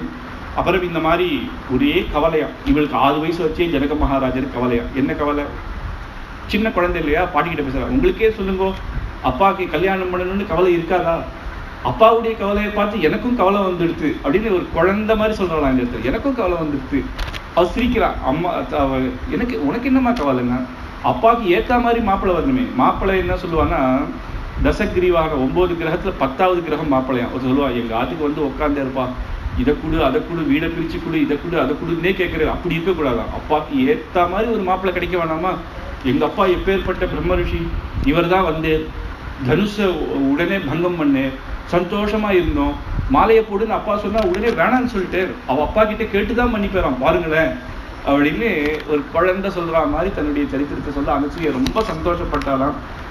உடனே கல்யாணத்தை பூர்த்தியாக சொல்லிட்டு வரான், எப்படி என்னென்ன வந்தா அப்படின்னு. உடனே அனுசூயை வந்து தபஸ்வினி, அதனால தப்போ பலத்தினால சகல நகைகளும் எடுத்து, நீ அன்னைக்கு கல்யாணத்துக்கு எப்படி எல்லாம் அலங்காரம் பண்ணியோ அந்த அலங்காரத்தோட நீ வந்து நிற்கணும், நான் உன்னை பார்க்கணும், நீ ராமன் பக்கத்துல நிக்கணும். ராமனால அலங்காரம் பண்ணிக்க முடியாது, ஏன்னா அவர் வனவாச விரதத்துல இருக்கு. சீதாதேவி வந்து காட்டுக்கு போடணும் இல்லை, அவ வந்து வனத்துக்கு போட்டுக்கலாம். ஆனா கூட சீட்டை உடனே கொடுத்தே அப்படின்னு உடனே வாங்கிக்கலையும். ராமரை பார்க்கறான், ராம சொல்ற எடுத்து பெரியவா சொல்றா அப்படின்றதால கண்ணால ஜாட காட்டுறேன். அத்தனை அலங்காரமும் அன்னைக்கு கல்யாணத்துல எப்படி சர்வாபரண பூஷிதாம் அப்படின்னு தலையில சங்க சக்கராதிகள்லாம் வச்சு கோடாலி முடிச்சு போட்டுன்னு அந்த அழகாக அந்த பட்டு புடவையோட தான் வந்து நிக்கிறாளாம். அனசூயை வந்து நேர போய், நீ ராமர்கிட்ட இங்கேருந்து நான் ஓரமா பாக்குறேன். அந்த காலத்துலலாம் ஒரு புருஷா வந்தா நேர பார்க்க மாட்டான், உள்ளேருந்து தான் பார்ப்பான். இந்த அம்மாவோட வயசோ இவருக்கு அம்மா பாட்டி வயசு ராமருக்கு, ஆனா கூட அந்த தர்மத்தை தெரிஞ்சதுனால நீ அங்க போய் அவர்கிட்ட நின்று நான் இங்கேருந்து பார்க்கறேன் அப்படின்னு சீத்தை போறாளாம். ராமர் ஒரு க்ஷணம் பார்த்து அப்படி மயங்கிட்டதான். 12 வருஷத்துக்கு முன்னாடி கல்யாண கோலத்துல எப்படி சீத்தை இருந்தாலோ அப்படி பரஸ்பர சந்தோஷம் தான் நமக்கு முக்கியம். நம்ம சந்தோஷமே முக்கியம்னு நினைக்கூடாது. சீதையை பார்த்து அவர் சந்தோஷப்படுறார், அவருடைய சந்தோஷத்தை பார்த்து சீதை சந்தோஷப்படுறா, அண்ணாமணி சந்தோஷத்தை பார்த்து லக்ஷ்மணன் சந்தோஷப்படுறார், அதை பார்த்து அனசூய சந்தோஷம், அனசூய சந்தோஷத்தை பார்த்து அத்ரி மகரிஷி சந்தோஷம். பரஸ்பர சந்தோஷம் ரொம்ப முக்கியம். குடும்பம்னா அப்படி இருக்கணும். குடும்பம் அப்படி இருக்கா பரத, அது குடும்பம். இங்க வந்தவா பரிச்சயம் பெரிய பரிச்சயம் இல்லை, ஆனா மகரிஷிகள் அப்படின்ற ஒரு இது அப்படி ஆச்சரியமா பார்த்து அங்க பார்த்து பக்கத்துல நின்றவுன்னு தன் கண்ணே பற்ற போறது அப்படின்னு ஆர்த்திலாம் எடுத்து சீதைக்கு ரொம்ப சந்தோஷப்பட்டாங்க. அதுக்கப்புறம் மேற்கொண்டு நான் மற்ற சாயங்காலம் மற்ற காரியங்கள்லாம் பார்த்துக்கணும் அப்படின்னு இவ கிளம்புறா. சேவிச்சுட்டு அங்கேருந்து கிளம்புறான்.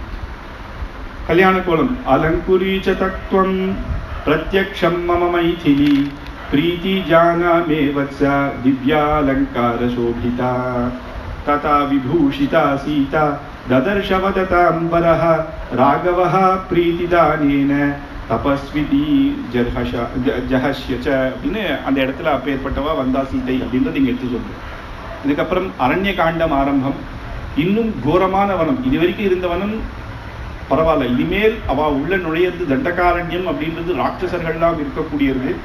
அங்க போன உன்னையே பிரவிஷ்யது மகாரண்யம் தண்டகாரண்ய மகாத்மவான் ததர்ஷ ராமோ துர்தர்ஷஹ தபசாஸ்ரம மண்டலம். அது தபசாஸ்ரமமாக இருக்கு. கோரமான தபஸ் பண்றா ரிஷிகள்லாம். சில பேர் அக்னியிலேயே இருந்து தபஸ் பண்றா, சில பேரை பார்த்தா ஜலத்துல இருந்து தபஸ் பண்றா, சில பேர் மரத்திலேருந்து தொங்கிண்டு தபஸ் பண்றா. சில சித்தர்கள் அவளுடைய சரீரமே தெரியல, ஆனா இருக்கா. பார்த்து பார்த்து கை கால் வைக்க வேண்டியதா இருக்கு. ஏதாவது ஒரு ரிஷி மேல அபச்சாரப்பட்டு சபிச்சிட போறாளோன்னு. சாபத்துக்கு அவர் பயம் இல்லை, இருந்தா கூட மரியாதையா நம்ம கால் வைக்க கூடாதே அப்படின்னு. அந்த தபஸ்விகளா இருக்கிறதுனால ஒரு இடத்துல குளத்துல போறாராம். அந்த ரிஷி என்ன பண்றாராம், குளத்துக்குள்ளே இருந்து ஜலஸ்தம்பத்துல இருக்க ராமர் வந்தேன்னு தெரிஞ்ச உடனே சகல வாத்தியங்கள் கானங்கள் தேவலோகத்துல எப்படி கேட்கணுமோ அப்படி கேட்கறதாம். வரவழிப்பாக பண்றான். அப்படி ஒரு இடமும் ஆச்சரியமா இருக்கு. ரிஷிகளுக்கெல்லாம் தன்னுடைய பிரம்ம இதுல பகவானை சேவிச்ச சாட்சாத் பகவான் தான் இங்க வரான்றது தெரிஞ்சிடுது. அப்போ பிரம்மவிதிர் மகாபாகௌ பிராமணோ ரூபசௌபிதௌ தம் திருஷ்டுவா ராகவஹ ஸ்ரீமான் தபசாஸ்ரம மண்டலம் அப்படின்னு சாட்சாத் பகவானே வந்துட்டு இனிமேல் தபஸ் என்ன, அவரை போய் நேர இருக்கிறவரை சேவிப்போம் அப்படின்னு திவ்யாக்ஞோ பிரபன்னாஸ்தே ராமம் திருஷ்டுவா மகர்ஷியா. ரிஷிகள்லாம் ஒரு இடத்துல சேர்ந்தா.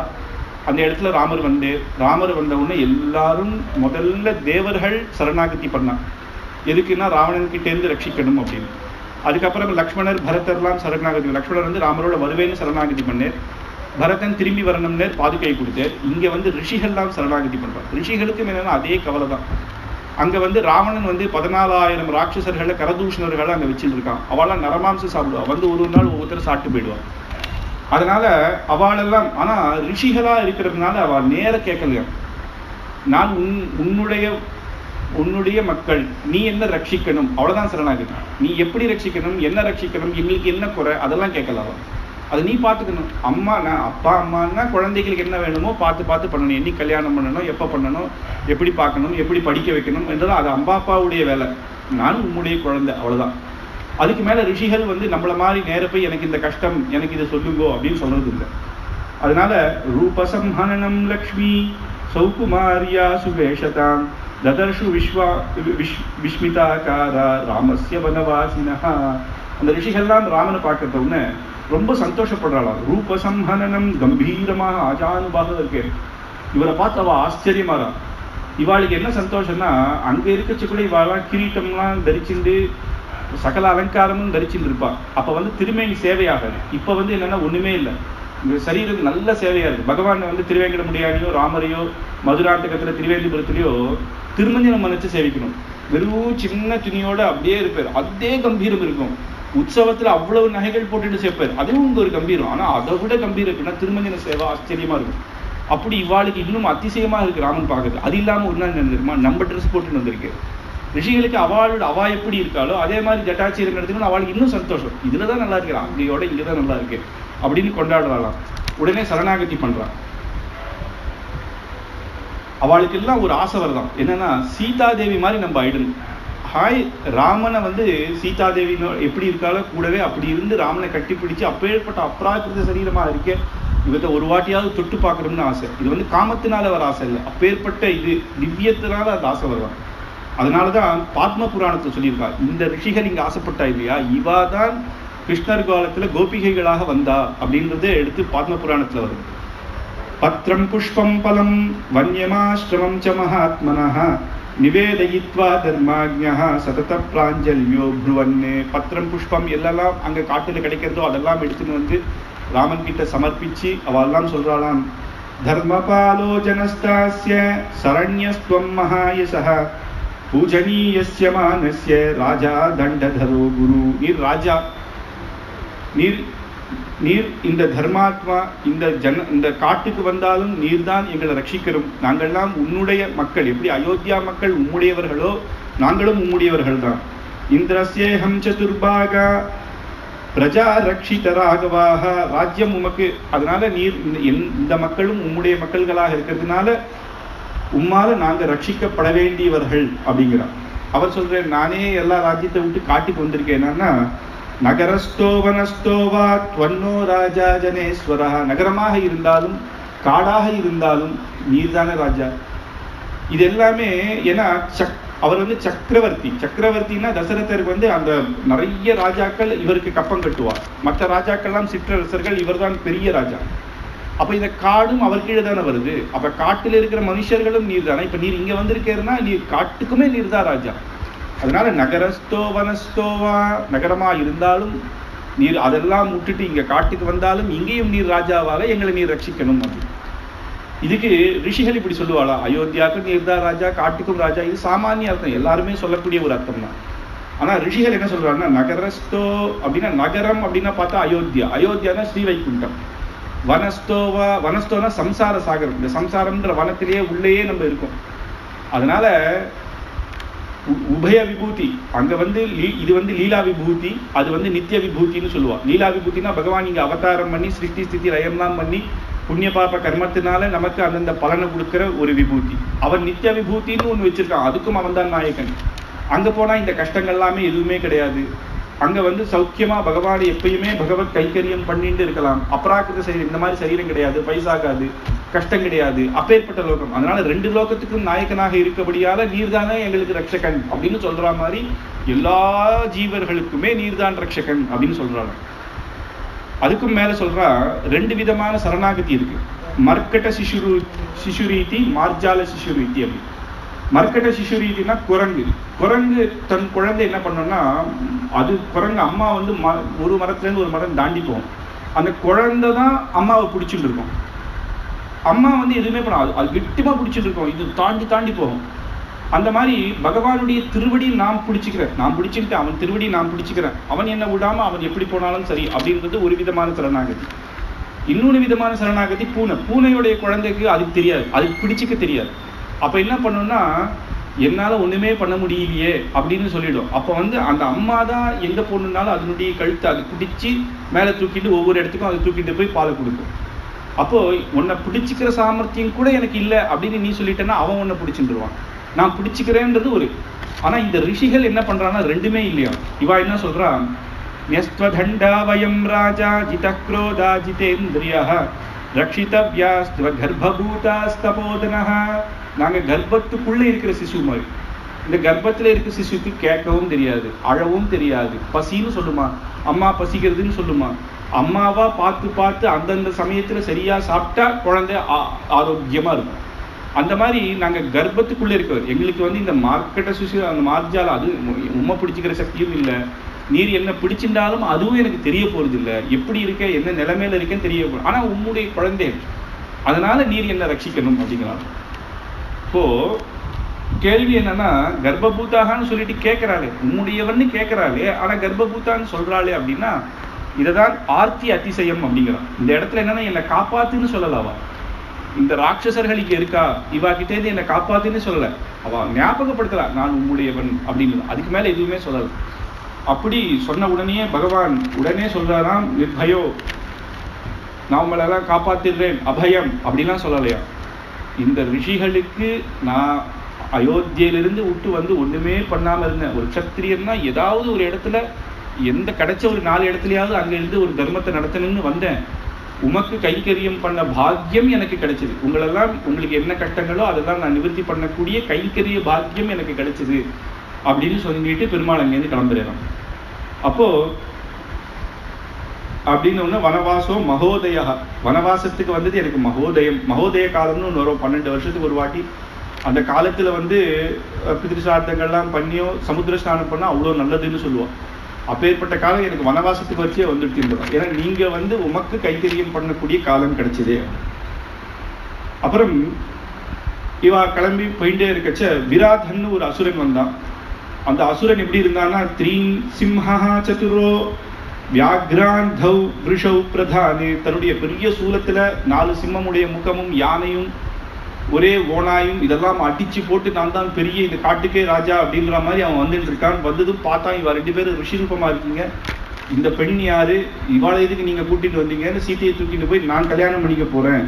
கையுன்னாரி வராரோஹா மம பாரியா பவிஷ்யதி, இனிமேல் இவள் என்னுடையவள், நீங்க திரும்பி போங்க அப்படின்ட்டு சீத்தையை எடுத்துட்டு ஓடுறானாம். ராமரும் லக்ஷ்மணனும் பின்னாடியே துரத்தின்னு ஓடுறான். அவனால முடியல. உடனே அவ என்ன பண்ணா, சீத்தையை விட்டுட்டு இவா 2 பேரையும் தூக்கிட்டு எப்படியே பிடிச்சி ஓடிட்டான். லக்ஷ்மணன் வந்து நான் என்ன பண்றேன் பாருன்னு கத்துறா. ராமன், விடுடா, நம்ம போற வழியில தானே போறான், ரொம்ப கொஞ்ச நாள் தூக்கின்னு போட்டோமே, ஒரு வாகனம் மாதிரி தூக்கின்னு போட்டோமே அப்படிங்கிற. ஆனா சீத்தை பின்னாடி ஓடி வரா. அங்க பாரு அண்ணா, சீத்தை கஷ்டப்படுறான்னு உடனே சரி 2 கத்தியை வெட்டுவோம் அப்படின்றார். இவர் ஒரு கையை வெட்டுறார், அவர் ஒரு கை வெட்டுறார். 2 கையும் அப்படியே துண்டிடுத்து விராதனுக்கு பெரிய ஆச்சரியம். இப்பேற்பட்ட மிருகங்களே என்ன ஒண்ணும் பண்ண முடியல, இவா 2 பேர் என்ன பண்ணாலே, யார் நீங்கள் அப்படிங்கிறா. நாங்க வந்து தசரத சக்கரவர்த்தியுடைய குமாரர்கள் ராமலட்சுமணர்கள் சொன்ன உடனே ஆஹான்னு அவன் சொல்றானா, நான் வந்து ஒரு வித்யாதரன், எனக்கு ஒரு சாபம், ரிஷினால சாபம், அதனால நான் இப்படி ராட்சசன் ஆயிட்டேன். அப்பா அவர் சொல்லியிருக்கிற சாப விமோசனம் எப்படின்னா, ராமர் வருவேர், உன்னை மண்ணில் புதைச்சி அவர் கையால உன்னை புதைச்சாதான் உனக்கு வந்து நல்ல கதி அடையும் அப்படின்னு சொன்னேன்.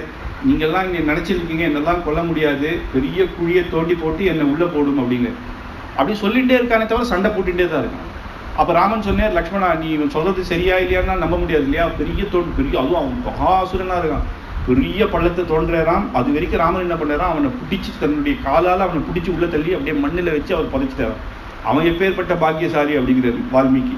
கயாசுரன், கயையில வந்து விஷ்ணு பாதத்தை வச்சு கயாசுரனை எப்படி அழுத்திண்டு இன்னைக்கும் அழுத்தின்னு நின்றுட்டு இருக்கே. அங்கதானே போய் நம்ம கர்மாக்கள் பண்றோம். அந்த கர்மா கயாசாதம்ன்றது அவ்வளவு உச்சிதமா, அப்படி இவனுக்கு கிடைச்ச பாக்கியம் பாருங்க. பகவான் திருடியை வச்சு லக்ஷ்மணன் பெரிய பள்ளம் தோன்ற வரைக்கும் அதை வச்சுட்டு இருக்காராம்.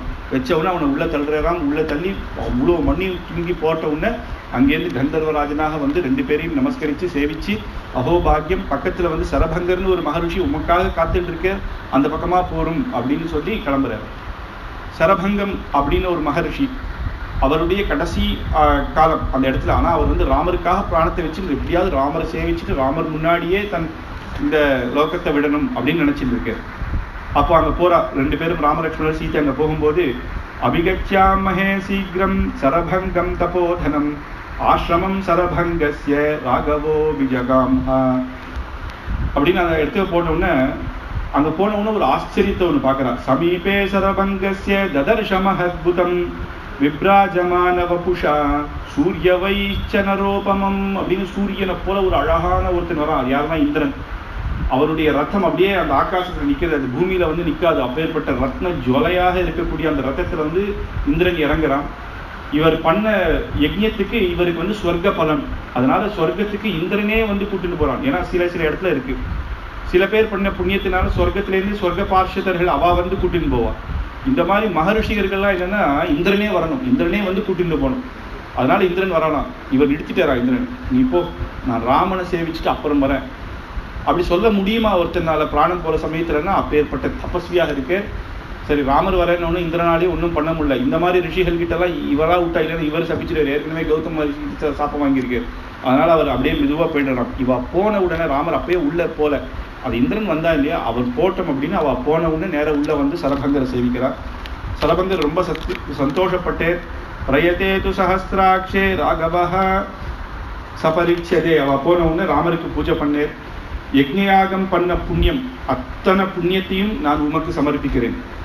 உபாசனை தபஸ் பண்ண புண்ணியம், யஜ்ஞங்கள்லாம் பண்ண புண்ணியத்தையும் உமக்கு சமர்ப்பிக்கிறேன். தப்பம் பண்ண தபஸுக்கு வந்து என் புண்ணியத்தையும் உமக்கு சமர்ப்பிக்கிறேன் அப்படின்னு பிரம்மஸ்ச நாகபிருஷ்டஸ்ய பிரதிகிருஹீஸ்வமாமகம் அப்படின்னு பிரம்மலோகம் அப்படின்னா பிரம்மத்துக்கு வேண்டியதான யஜ்ஞயாகங்கள், நாகபிருஷ்டஸ்ய சொர்க்கலோகத்துக்கு போக வேண்டியதான தபஸுகள், அது எல்லாத்தையும் உமக்கு சமர்ப்பிக்கிறேன். அப்படின்னா என்ன அர்த்தம்னா, நேத்தி பார்த்தோம், நம்ம வந்து வைகுண்டத்துக்கு போறதுக்கு, பகவான் அடையறதுக்கு, மோட்சத்தை அடையறதுக்கு பிரதிபந்தகமாக இருக்கிறது புண்ணியமும் பாபமும்.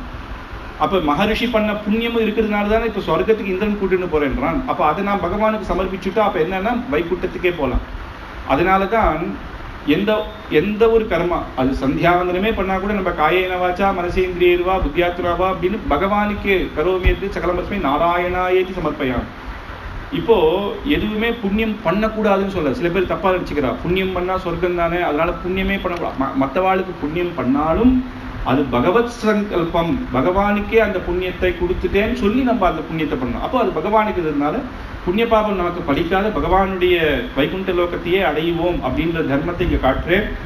உடனே ராமர் முன்னாடியே அந்த சரீரத்தை யோகமயத்தினால அப்படியே பஸ்மம் தன்னுடைய சரீரத்தை மீட்டுண்டு திவ்ய லோகத்துக்காக ஸ்ரீ வைகுண்ட லோகத்துக்கு போறேன் அப்படின்னு சரபங்க மோட்சம் அப்படின்றதாச்சு. ராமர் மோட்சத்தை அவருடைய இடத்துக்கு தான் போறேன்னு இல்லாம ஒரு மகர்ஷிகள், ஒரு சன்னியாசாசிரமத்துல இருக்கிறவர்கள் கடைசி காலத்துல அவ போறது நம்ம வந்து சேவிச்சா அவ்வளவு நல்லதான். இந்த கடைசியில கூட அவ போயிட்டான்னு சொன்னா அன்னைக்கு வந்து அவளுக்கு அபபத்த திருமஞ்சனம் எல்லாம் பண்ணுவான். அதை போய் நம்ம வந்து சாதாரணமா நம்ம ஒரு ஆத்துக்கு போயிட்டு வந்தா தீர்த்தாமாடணும்னு இருக்கு. ஆனா இப்பேற்பட்ட தபஸ்விகள் ஒரு சன்னியாசாசிரமத்துல இருக்கவா போயிட்டு வந்தா தீர்த்தாமாடணும்னு கூட அவசியம் இல்லை. அது வந்து தீட்டு கூட கிடையாது. ஆனா அவபிருத்த ஸ்நானம் அப்படின்னு பண்ணுவா. அந்த இதுலதான் அந்த இதுல ரொம்ப சந்தோஷப்பட்டு ராமர் கைகளை குவித்து அவருடைய கடைசி காலம் பார்த்து நம்ம என்ன பாக்கியம் பண்ணோம் அப்படின்னு மேற்கொண்டு அப்போ அவர் கிளம்பும் போதே சொல்றான், இந்த சிஷ்யர்கள் என்ன ஆசிரியிச்சு இருந்தார் இல்லையா, அவளெல்லாம் நீர் வந்து வேற இன்னொரு ரிஷி இடத்துல அந்த ஆசிரமத்துல கொண்டு விட்டுரும் அப்படின்னு சொல்றாரு.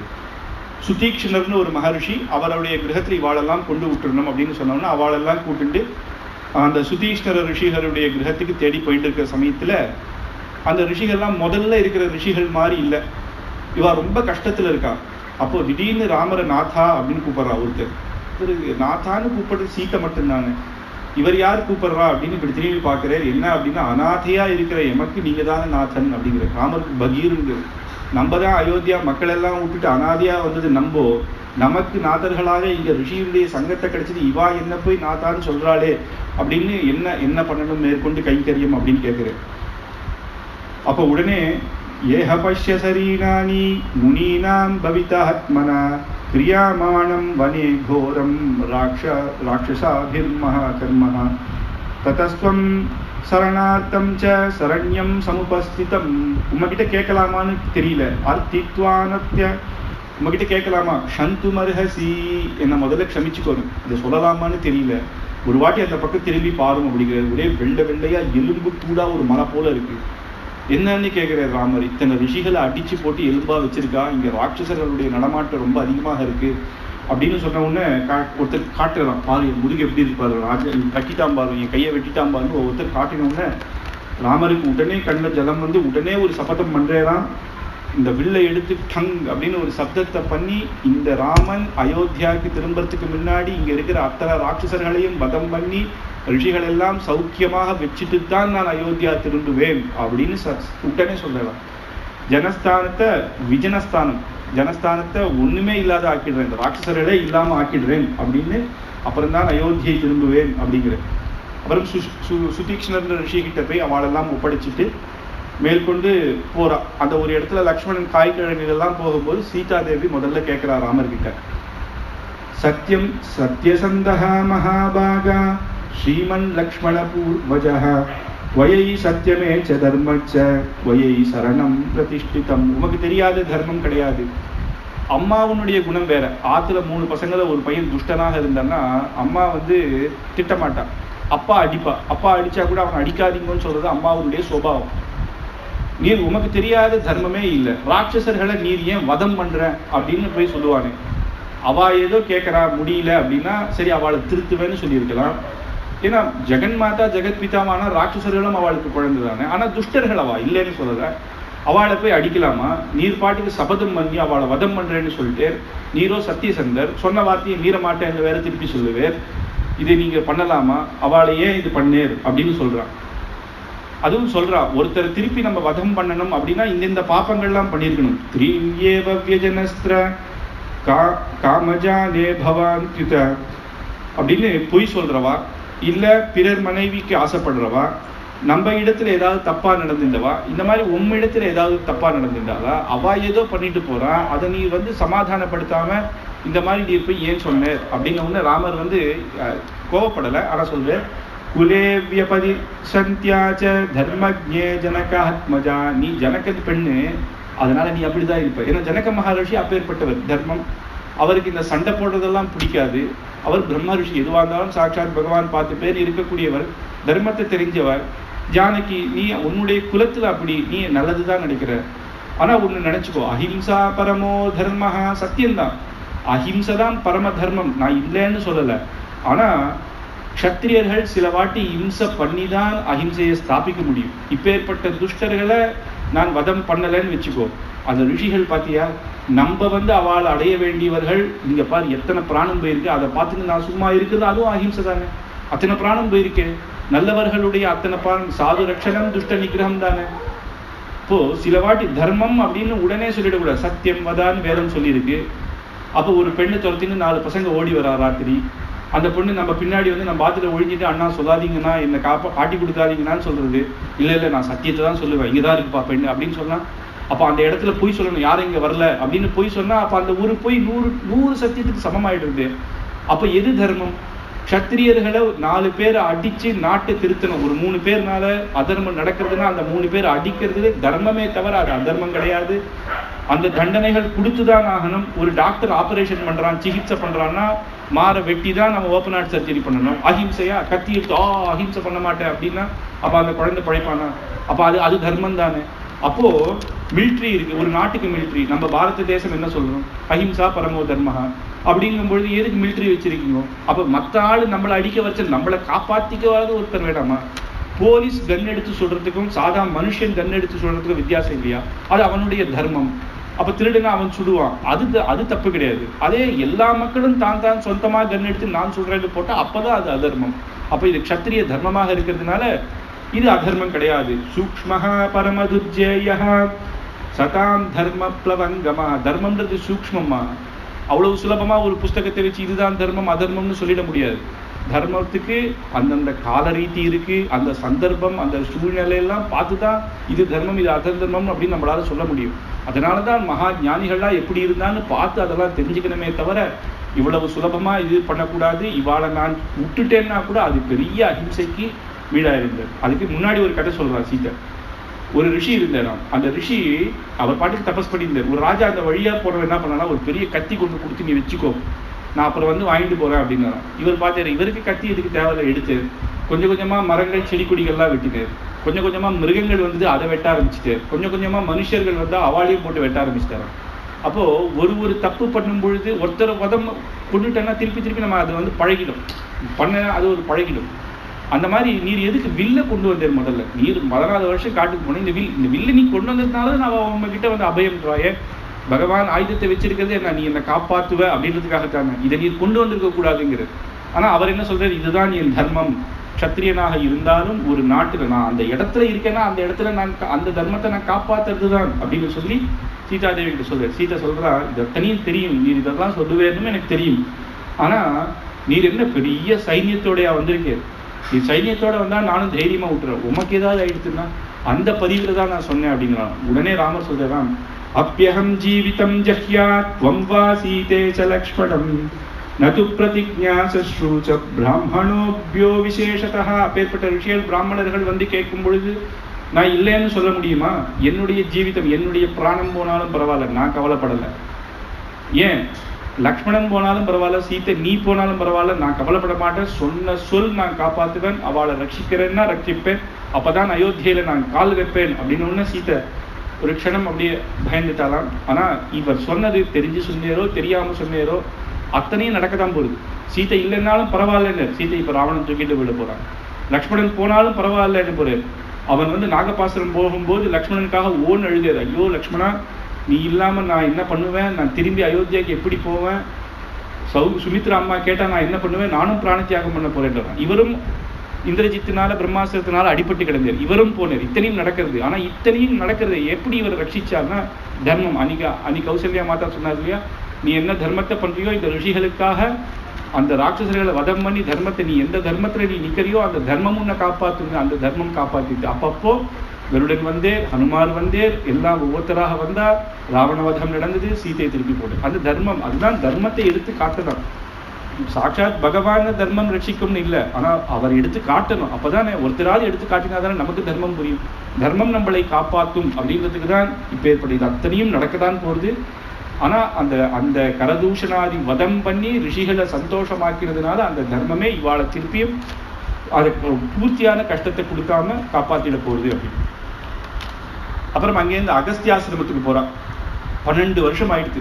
இது வந்து நமக்கு கொடுத்த ராமாயணம் 24,000 ராமாயணம் தான். பிரம்மலோகத்துல ஒரு ராமாயணம் இருக்கான், விஸ்தாரமானது. 12 வருஷத்துல இத்தனை ரிஷிகள் பார்த்தேன்னு நமக்கு கிடைச்சது கொஞ்சம் தான். வால்மீகி பார்த்தாரு, இதுவே 24,000 இப்ப இருக்கிற மனுஷர்களுக்கு படிக்க முடியாது. ஆனா காட்டுல ஒவ்வொரு நாள் என்ன நடந்ததுன்னு விஸ்தாரமாக எழுதியிருக்கேன். அப்ப நேர இவர் அகஸ்தியாசிரமத்துக்கு போறாரு. அக்ரத பிரயௌ ராமஹ சீதா மத்தியே சுமத்தியமா பிருஷ்டதஸ்து தனுர்பாணிஹி லக்ஷ்மணோ அனுஜாமஹ அப்படின்னு இந்த ஸ்லோகம் ஆச்சரியமான ஸ்லோகம். இது என்னன்னா பிரணவ மந்திரத்தினுடைய அர்த்தத்தை சொல்ற மாதிரியான ஸ்லோகம். பிரணவம் பதம் நம்ம வந்து பிரணவம்லாம் ஆச்சாரியன் மூலமாக தெரிஞ்சுக்க வேண்டி. ஹரிஹி ஓம் அப்படின்னு சொல்லுவோம் இல்லையா, அந்த ஓம் அதான் பிரணவம். அது வந்து அகாரம் மகாரம் உகாரம், ஆ மா உ அப்படின்னு இருக்கும். அதுல அகாரம் சாட்சாத் பரபிரம்மமான பகவான் அர்த்தம், மகாரம்ன்றது சாட்சாத் மகாலட்சுமி. அந்த அகாரம் மகாரம் உகாரம் அப்படின்றது ஜீவர்கள், நம்ம பகவான இதுவா இருக்கோம் அப்படின்னு இங்க சொல்லும்பொழுது என்னன்னா, இவ 3 பேரும் இந்த காட்டுல எப்படி போறான்னா, முதல்ல ராமன், நடுவுல தாயார், பின்னாடி லக்ஷ்மணர். அதனால அக்ரத பிரதமோ ராமஹ, ஆ அந்த இடத்துல அகாரம், சீதா மத்தியே சுமத்தியமா மகாரமான தாயார், பின்னாடி லக்ஷ்மணர், பிருஷ்டத தனுஷ்பாணிஹி லக்ஷ்மணோ அனுஜாமஹ அப்படின்னு போது இவா வந்து ஒரு இந்த பிரணவ மந்திர ரூபமாக இந்த காட்டுல போறா அப்படின்னு சொல்லி அங்கேருந்து சுதீக்ஷனர் கிட்ட திருப்பி வந்து, சுதீக்ஷர் வந்து அகஸ்திய பிராதா அப்படின்னு சுதர்சனர் அவர்கிட்ட அழைச்சிட்டு போறார், அவரை சேவிக்கிறார். அங்கேருந்து அகஸ்திய மகர்ஷி கிரகத்துக்கு வரார். அகஸ்திய மகர்ஷி மகாஜானி, அவர் தான் தமிழ் பாஷையை நம்மளுக்கு கொடுத்தவர். தமிழ் சிரேஷ்டமான பாஷை. ஸ்ரீரங்கத்துல ஒரு சமயம் வந்து சம்ஸ்கிருதத்துல தான் சொல்லணும், தமிழ்லாம் பாடக்கூடாதுன்றா. இன்னைக்கு கோவில சொல்றா தமிழ்ல வந்து அர்ச்சனை பண்ணக்கூடாதுன்னு. அது எதனால சொல்றான்னு எனக்கு தெரியல. அந்த காலத்துல இருந்தே 4000 திவ்ய பிரபந்தமும் எல்லாம் கோவில்கள்ல முன்னாடி, பெருமாளுக்கு முன்னாடி தமிழ் தான், பெருமாளுக்கு பின்னாடி தான் வேதம். அதனால இங்க வந்து அகஸ்திய மகர்ஷியினுடைய வாக்குல இருந்துதான் தமிழ் வந்தது. அப்பேற்பட்ட அந்த தமிழ் பாஷை வந்து வேற எந்த பாஷைக்கும் மூலம் இல்லை, தமிழே ஒரு மூலமான பாஷை. தமிழினுடைய பெருமை அப்பேற்பட்டது, அகஸ்தியரால வந்தது. அப்போ அவர் அவர் எப்பேற்பட்ட தபஸ்வியாக இருப்பார். அவருடைய லோகம் எப்படி இருக்கும், ஒவ்வொரு இடத்துலையும் விஷ்ணோஹோஸ்தானம் மகேந்திரஸ்தானம், ஒவ்வொரு இடத்துல ஒவ்வொரு ஸ்தானம் இருக்கு. விஷ்ணுஸ்தானம் அந்தந்த இது, சோமஸ்தானம், பகஸ்தானம், குபேரஸ்தானம் அப்படின்னு ஒவ்வொரு இடத்துலையும் யாகத்துல அந்தந்த ஸ்தானம் அந்தந்த கோவில்கள் வச்சிருக்கு. அதுல ராமன் வந்த உடனே ராமரை நேரம் அந்த விஷ்ணு ஸ்தானத்துல உட்கார வைக்கிறேன், உட்கார வச்சு பூஜைகள்லாம் பண்ணேன். அதுக்கப்புறம் சொல்றேன், சீதையை ரொம்ப புகழ்றேன், எப்பேற்பட்ட பதிவிரதமானி, ரொம்ப சந்தோஷம் அப்படின்னு. அப்புறம் பஞ்சவட்டியில போய் நீங்க இருக்கணும் அப்படின்னு. ஏன்னா வசிஷ்டருக்கு தெரிஞ்சது இனிமேல் 1 வருஷம் தான், இனிமேல் ராவண வதம் அதுதான் முக்கியமான அம்சம். அதனால நீங்க வந்து பஞ்சவட்டியில போய் நீங்கள் இருங்கோ அப்படின்னு. அனேன தனுஷா ராமஹ ஹ்ருத்வா சம்சயே மகாசுரான் அஜஹார ஸ்ரீயம் தீப்தம் புரா விஷ்ணுர் வைகசாம் தத்புவாஸ்து தம் சீரான் சரம் கட்டம் சமானதா. அங்க நம்ம பார்த்தோம், பரசுராமர் வந்தேர், விஷ்ணு தனுஷ ஒன்று கொடுத்தேர், ராமர் வந்து வருணனுக்கு கொடுத்துட்டேர், வருணர் வந்து இந்திரனுக்கு கொடுத்தேர், இந்திரன் அகஸ்தியருக்கு கொடுத்தேர்னு. இப்போ அந்த அகஸ்தியர் அந்த விஷ்ணு தனுஷை எடுத்து ராமருக்கு கொடுக்கிறாராம். அதுவும் ஒரு அம்புகள்லாம் வச்சுக்கக்கூடிய ஒரு அம்புரா துணியும் கட்கமும் இதெல்லாம் கொடுக்கிறார். இப்போ ஏன் இது கொடுக்குறாருன்னா, இனிமேல் தான் யுத்த ஆரம்பம் அப்படின்றது கடைசி ஒரு வருஷத்துல தான் இத்தனையும் நடக்கிறது. 12 வருஷம் 13 வருஷம் இப்போதைக்கு ஆயிடுச்சு. இன்னும் ஒரு வருஷம் தான் எல்லாம். இப்போ பஞ்சவட்டிக்கு வரா. அவர் சொன்னார் இல்லையா, பஞ்சவட்டிக்கு போய் இருக்கணும். பஞ்சவட்டிக்கு 3 பேரும் வரும்பொழுது அங்க ஒரு பெரிய பக்ஷி வருது, ஜட்டாயு அப்படின்னு. ஜட்டாயு அத பஞ்சவட்டி கச்சான் நாத்ரா ரகுநந்தனஹ அசாசதமஹ காயம் கிருத்ரம் பீம பயாக்கிரமம் அப்படின்னு ஜட்டாயு. அங்கேருந்து ஒரு பெரிய பக்ஷி, அது ரொம்ப பெருசான ஒரு பக்ஷி ஜட்டாயு வருது.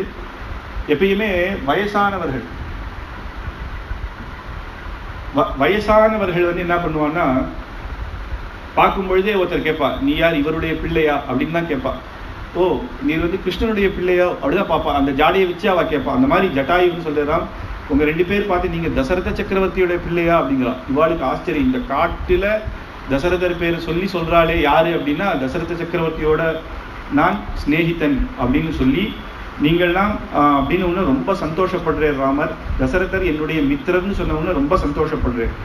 அப்போ இதம் துர்கம் ஹி காந்தாரம் மிருகராட்சசேவிதம் சீதாம் ச தத் ரக்ஷிஷ்யே யாதே ச லக்ஷ்மணே. நீங்க கவலைப்படாதீங்கோ, இந்த காட்டுக்கு நீங்க ஏன் வந்தீங்கோ, இங்க மகா ராட்சசர்கள்லாம் இருக்காளே, நான் பக்கத்துல இருக்கேன். ஒருவேளை ராம லக்ஷ்மணர்கள் நீங்க வெளியில போனாலும் சீதாதேவி ஒரு ஸ்திரியை வேற கூட்டு வந்திருக்கேன், நான் பக்கத்துல இருந்து நான் காப்பாத்துறேன், நானும் உங்களோட இருக்கேன் அப்படின்னு. பஞ்சவட்டியில பக்கத்திலேயே ஜட்டாயுவும் இருக்கேன் அப்படின்னு, அப்பா ஸ்தானத்துல இருக்கேன் அப்படின்னு. பஞ்சவட்டி வந்தவுடனே ஒரு பர்ணசாலை கட்டணும். ஆச்சரியமான ஒரு இடத்துல பார்த்துறேன். லக்ஷ்மணனை பார்த்து ராமர் சொல்றேன், நதிக்கு பக்கமாகவும் இருக்கணும், அப்பதான் அனுஷ்டானம் பண்ணி சுலபமாக வரலாம். அப்படி இருக்கிற ஒரு இடமா பார்த்து, உனக்கு ஒரு பிடிச்ச இடமா பார்த்து நீ கட்டு அப்படின்னு. லக்ஷ்மணருக்கு உடனே கை கூப்பிட்டு, இப்படி சொல்லலாமா நீர் அப்படின்னு. என்ன தப்பா சொன்ன அப்படின்னு. உனக்கு பிடிச்ச மாதிரின்னு நீர் எப்படி என்ன சொல்லலாம்.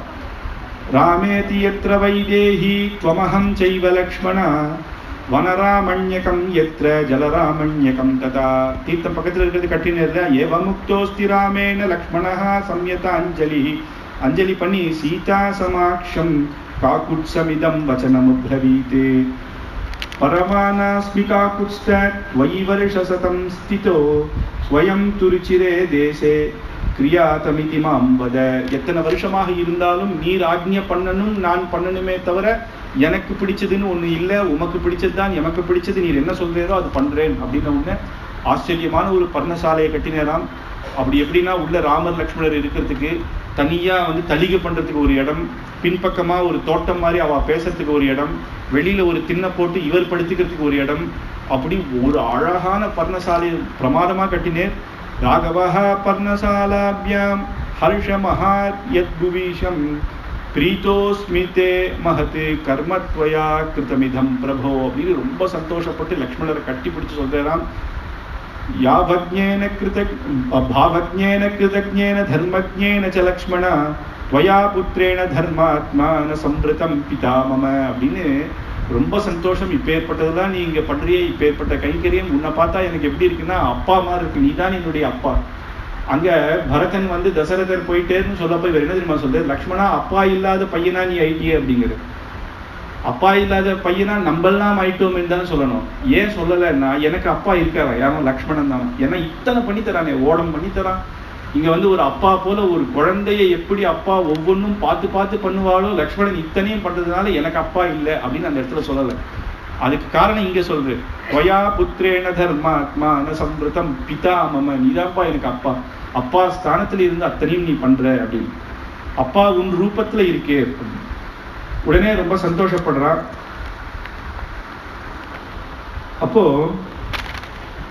அப்ப லக்ஷ்மணர் நினைச்சுக்கிறாராம், 14 வருஷம்தான் வந்து கைகேயி மாதா கேட்டிருக்காரு, ஒரு 100 வருஷம் கேட்டுக்கலாமே. ஏன்னா அயோத்தியில இருந்தா ராமனுக்கு இப்படி கைங்கரியம் பண்ண முடியாது. ஏன்னா அங்க நிறைய பேர் இருப்பாங்க, ராஜாங்கன்னா நிறைய பேர். நீ லக்ஷ்மணன் நீர் எதுக்கு எடுக்கிறாரு, நான் பண்றேன்னு ஒவ்வொருத்தர் வந்துடுவா. இங்க வந்து சந்தோஷமா நம்ம பெருமாளுக்கு எந்த இதுவும் இல்லாம நமக்கு நடக்கிறது. 14 வருஷம் முடிய போகுது, இன்னும் 1 வருஷம், அதனால கஷ்டமா இருக்கு, இன்னும் ஒரு நிறைய வருஷம் கேட்டுக்கலாமே அப்படின்னு. அப்போ ஹேம ருத்து அப்படின்னு மார்கழி மாசம் வருது. எவ்வளவு குளிரா இருக்கும் வனத்துல. அந்த வனத்துல காத்தால பிம்மால பெருமாள் வந்து எழுந்துருவார். ராமர், லக்ஷ்மணர், சீதா அங்கேருந்து நேரம் கோதாவரி நதி அப்படின்ற நதி, அந்த நதியில தீர்த்தாமாடி அனுஷ்டானம் பண்ணணும். குளிர், ஒரே குளிர். அந்த தீர்த்தம் 4 மணிக்கு எப்படி இருக்கும்? தட்சிண தேசத்திலேயே குளிர்னா அந்த பக்கம் மகாராஷ்டிரா அந்த பக்கம் போனால் ரொம்ப குளிரா இருக்கும். அப்போ ராமர் காத்தால எழுந்த உடனே ஆன்மீகம் ஹரி ஹரி ஹரி ஹரின்னு தான் எழுந்துப்பார். அவர் எழுந்துக்கும் போதே அத்தனையும் தயார். இன்னைக்கு என்னென்ன துணியெல்லாம் துவைக்கணும் எல்லாத்தையும் ஒரு மூட்டை கட்டிப்பார். லக்ஷ்மணர் பின்னாடியே போவார். அங்கே போய் அனுஷ்டானம் பண்ணிட்டு வந்து ஈர துணியோடையே வந்து இங்கே இருக்கிற உலர்த்தி வச்சு இந்த வேஷ்டி எடுத்து அந்த மரபு எடுத்து கட்டிக்கணும். அப்போ நேராக அந்த குளிரில் போறா. கோதாவரியில் தீர்த்தாமாடச்சு. இவருக்கு தெரியும் லக்ஷ்மணருக்கு, அண்ணா வெந்நீர் போட்டு குளிக்கலாமே அப்படின்னு சொன்னா அதான் வேணாம் அப்படின்னுடுவார். அப்படி சொன்னா கேட்க மாட்டேன். அதனால என்ன சொல்றாருன்னா, அத்தியந்த சுக சம்ருத்தம் சுகுமாரம் சுகோசிதா கதம்ய பிரததேஷு சரபூம வகாஹதே அப்படின்னு. அண்ணா பரதன் எப்படி இருக்கான்? அந்த அயோத்தியா நகரம் இன்னுமும் குளிருமே, இங்கேயோட அங்க குளிரும். நம்மளாவது பரவாயில்ல, குழந்தையிலேயே விஸ்வாமித்திரர் நம்மளை காட்டுக்கு போயிட்டே நமக்கு ஒரு காடுன்றது ஒரு பரிச்சயம் இருக்கு. ஆனா இந்த பரதன்றவன் அத்தியந்த சுக சம்ருத்தா அப்படின்னு அத்தியந்த சுகம். அப்பாவுக்கு அவன் தான் ரொம்ப செல்ல பிள்ளை. கௌசல்யா அம்மா கிட்ட தான் அவன் எப்பயுமே இருப்பான். கைகேயினுடைய பையனா இருந்தாலும் கௌசல்யா அம்மா கிட்ட தான். ஒரு நாள் போய் சரையில குளிச்சுட்டு வந்தா கூட அவனுக்கு ஜலுப்பு பிடிச்சிரும்னு அம்மா திட்டுவாங்க. ஏன்டா போற, நீ போகாத அப்படின்னு மருந்தெல்லாம் கொடுப்பாளாம். இங்கே இவனை வந்து இறங்க விட மாட்டா. இவனை அங்க மாமா ஆத்துக்கு போனா கேட்கவே வேணாம். எல்லாருக்குமே மாமான்னா இன்னும் சந்தோஷம். தாயார் அவன் அம்மா கைகேயி முடியாமனா அவளும் செல்ல பிள்ளை. இப்படி செல்ல பிள்ளையா இருக்கு. நமக்கு தான் இந்த கத்தின்னா அவனுக்கு என்ன கத்தி? அவன் ஏன் நம்மள மாதிரி இருந்துட்டு காத்தால அவன் தீர்த்தா மாடிட்டு பாதுகாக்க தீர்த்தம் திருமஞ்சனம் பண்ணிட்டு அவன் அப்படி இருக்கானே, அவன் எப்படி பாவம் அப்படின்னு சொன்னோடனே ராமருக்கு ரொம்ப கண்ணில் அப்படி ஜலம் வந்துதான். ஆமாம்ப்பா, பரதன் எதுக்கு கஷ்டப்படுறான்னு தெரியல, ரொம்ப கஷ்டமாக இருக்கு அப்படின்னு சொல்லிகிட்டே இருக்கும் பொழுதே கதம்னு சம்பா கைகேயி குரூரதரிசினி அப்படின்னு கைகேயை திட்டாரா லக்ஷ்மணர். ஏன் இப்படி பண்ணா? என்ன கொடூரமான இந்த புத்தி நம்ம இதுல எப்படி இவங்களுக்கு வந்தது? இதனால தானே இப்படி பிரிஞ்சு கிடக்கிறோம் அப்படின்னு சொன்னோடனே அந்த குளிர்லயே அப்படியே வேர்த்து போயிட்டா ராமருக்கு. நீ அப்படி சொல்லாதப்பா, நான் ஏற்கனவே சொல்லிட்டேன், 2 வாட்டி ஒன்று அதட்டிட்டேன். பரதனை பத்தி எவ்வளோவாவது சொல்லு, நான் சந்தோஷமா ஏத்துக்கிறேன். நீ வந்து கைகேயி சொல்லாத, அது தெய்வ சங்கல்பம். சிலதெல்லாம் நமக்கு புரியாததை விட்டுடணும். ஏன் நடந்தது, எதுக்கு நடந்தது, இவனாலதான் நடந்தது, இது நடக்கணும்னு இருக்கு, நடந்துடுச்சு, அதெல்லாம் எனக்கு கவலை இல்லை, அதை விட்டுடு. நதேபியா மத்தியமா தத்து கஹிதவ்யம் கதஞ்சன தமவேக்ஷ்யா கனாச்சஸ்ய பரதஸ்ய கதம் குரு. உன்னுடைய லக்ஷ்மண பரத சத்ருக்னலாக திரும்பி 4 பேரும் எப்போ சேர்ந்து இருப்போமோ, அந்த நாள் எப்போ வருமோ அப்படின்னு தான் நான் ஒவ்வொரு நாளும் இயங்கிட்டு இருக்கேன். 4 பேரும் ஒன்னாதான் பிறந்தோம், ஒன்னாதான் படித்தோம், கல்யாணம் ஒன்னாச்சு, சந்தோஷமா இருந்தோம். அந்த நாள் திருப்பி வரணும், 4 பேரும் ஒன்னா உட்கார்ந்து பேசக்கூடிய நாள் திரும்ப வரணும் அப்படின்னு பரதனை சொல்லிட்டு நேராக இங்கே பண்ணி மேற்கொண்டு அனுஷ்டானம் பண்ணிட்டு இருக்கா. சீதாதேவி வந்து அடுப்பெல்லாம் மூட்டிட்டு காத்தால தளிகை பண்ணணும், அதுக்காக இதெல்லாம் பண்ணிட்டு இருக்கா. லக்ஷ்மண பெருமாள் அன்னைக்கு முன்னாள் வந்து பலாக்கா வெட்டினாராம். அதனால கத்தி வந்து கொஞ்சம் இதுவாயிடுச்சு. அதனால அவர் அதை ஷார்ப் பண்ணணும் அப்படின்ட்டு அவர் போயிட்டு இருக்கு. அந்த சமயமா பார்த்து சூர்பனக்க வரா. சூர்பனக்க காலங்காத்தால் ஆனால் அவருக்கு நரமாம்சம் ரத்தத்தை குடிக்கணும் அவளுக்கு. அப்போதான் அப்படியே காலங்காத்தால் எழுந்து அப்படி இப்படி சுற்றி வந்துட்டு இருக்கா. அப்போ ஒரு இடம் பார்த்தோம்னா அங்கே ராமர் அந்த கால் பதிச்ச இடம் இருக்கு. அதனால அந்த கால் பதிச்ச இடத்த பார்த்த உடனே இவ்வளவு அழகாக பாதங்கள் பதிச்சதா இருக்கே, இவ யாரு அப்படின்னு அவர் வாசனையை பார்த்துட்டான்.